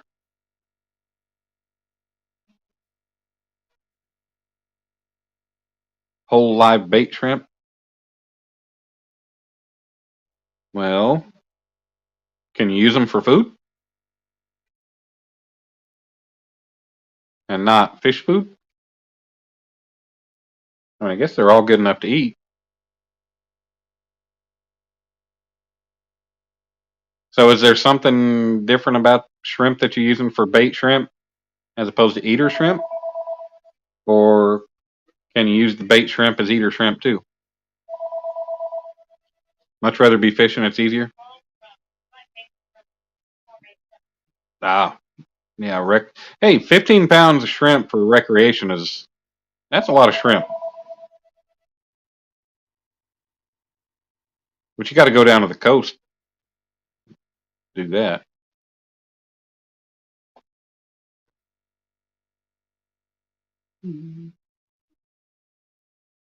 Yeah, I think the rain's done stopped already. I don't even think it rained. It was coming down pretty good, but I don't even think it was enough rain to rinse the dust off of my truck. It's bait at the truck and comes and brings to the bait and tackle stores.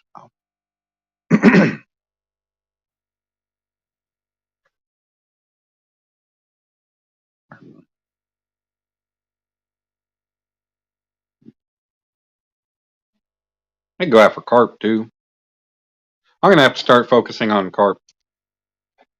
So that link's up if anybody wants to come up. Melissa, you can come up and tell us about your Vegemite experience.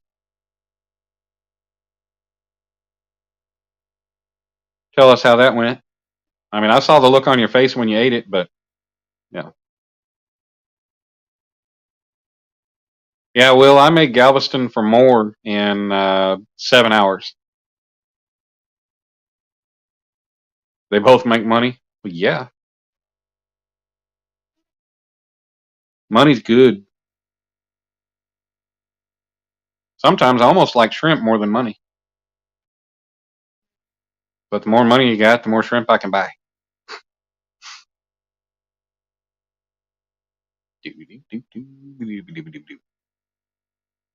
All right, let's see what's up here.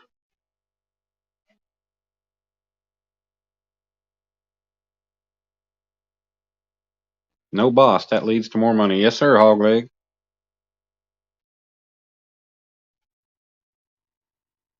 Well, we got Troy. Real and Virtual Outdoors is live. We got Kayak Catfish. Justin is live. Let's see. I thought John Parker was going to be going live.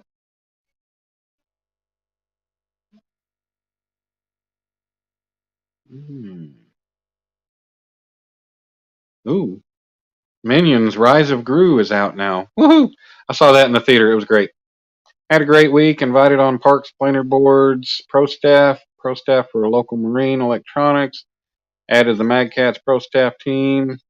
Son got Junior Lake record and JBT and Sharina's Fish of the Week. Hell yeah, Chris. That is a hell of a busy, accomplishing week.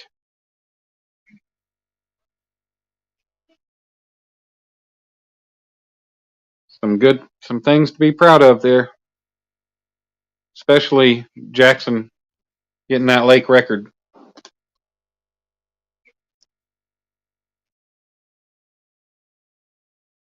That would definitely be a proud daddy moment. I'm looking forward to being able to get out and get Dom on some bigger fish. And hopefully we're going to get back down there pretty soon. Go fishing with you guys. Don't know if we'll be able to do camping or what. I don't know. We'll have to figure out the details. John Euler, what's going on, man? We'll have to figure out the details as far as, if you want to go to Lake Louisville where you want to fish, or if you want to do Texoma and try to camp again, or camp at Louisville, or what we're going to figure out. We're going to have to figure something out and figure out logistics of things and everything, and figure out how we're going to do what we're going to do. But I know Dominic's been wanting to get back down there and spend time with Jackson again, and I'd like to see him get on some good fish. Yep, John Euler, good to see you. We've been going for 2 hours and 58 minutes. About to knock off here in just a few minutes. We're tapering down, and a couple other people are live. I need to do something. Hell, I need to get up and get something to eat. Get off my lazy butt. Boing. I got to start going through Dom's clothes and getting rid of stuff that don't fit him anymore. Because that stuff's starting to pile up. That's one thing I really need to get done. Taking up room for clothes that fit him now. Been driving. Where are you driving, John? And what you hauling? Oh, yeah. Yeah, that'd be awesome. Yeah. Yeah, we'll figure something out. I told Dominic, it's that time of year where, the boys, they wouldn't be able to get out in the water to go swim, but, they'll still be able to get to have fun. We'll have campfires going and all that good stuff. We need to get together, Dan, and both go let Chris show us how the lake fishing off a boat is. Oh, yeah, Gene. Yeah. I've already been on Chris's boat twice. Or no? No. Once. I've hung out with Chris twice, but been out fishing on his boat with him. Took Dominic down there. We had a camping trip. The four of us guys. Yeah, Gene, hell. I'm sure we go down there together sometime. Chris wouldn't have a problem with that. Two of us make a trip down there on a weekend, go fishing with them. Got your very first catfish out of a lake yesterday. No, out of a lake yesterday also while bait fishing. Got a 5-pound blue. Hell yeah. You've never caught fish in a lake before? Or never caught a catfish in a lake? That was it.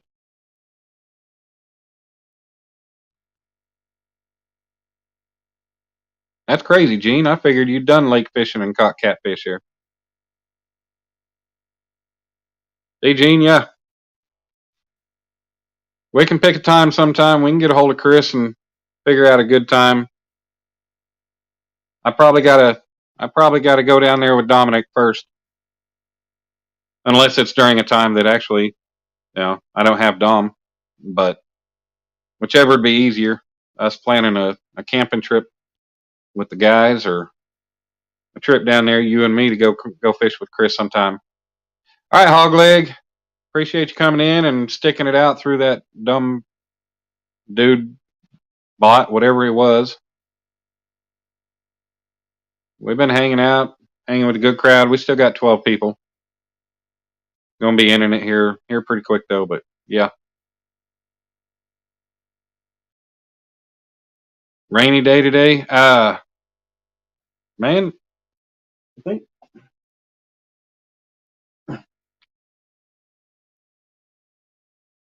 I think the rain's coming down. Can't really tell, but I think it's a light rain right now. Supposed to be storming pretty good though. Oh damn. Always been a river. Never out of a lake. That's cool. I've caught a few out of the North Canadian. I've caught my second flathead there. And I caught my very first and second soft-shelled turtle. I think next time I catch one, I'm going to try to figure out how to cook it, how to clean it and cook it. Hear all these people talking about how good turtle is. I'd like to eat some turtle.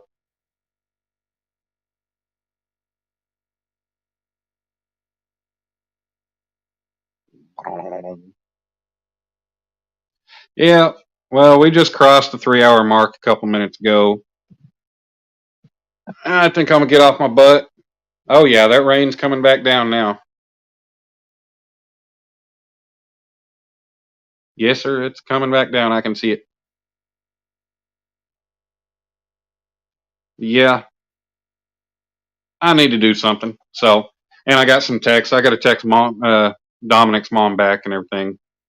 But I want to say thanks to everybody. I want to thank Brandon and Native Wild Man and 12 Stone Ranch for coming up, getting up on panel and hanging out. Everybody for coming in to chat and hanging out with us. It's been a good time. Everybody that stuck it out through that stupid bot and waited on me to get that subscriber mode set and be able to block them. But it's been fun, and I will catch you all here soon in another live today or tomorrow, sometime soon. But love y'all, and y'all have a good day. And if it's raining like it is down there with Chris, you get out, be safe, and definitely good luck in the tournament tomorrow if you're able to get out there and fish. Hopefully you are. Hopefully the weather settles down and you're able to get out there and get on some fish tomorrow. And I'll be looking forward to watching that, buddy. So you guys, I will talk to you all soon. Y'all have a good day. Bye.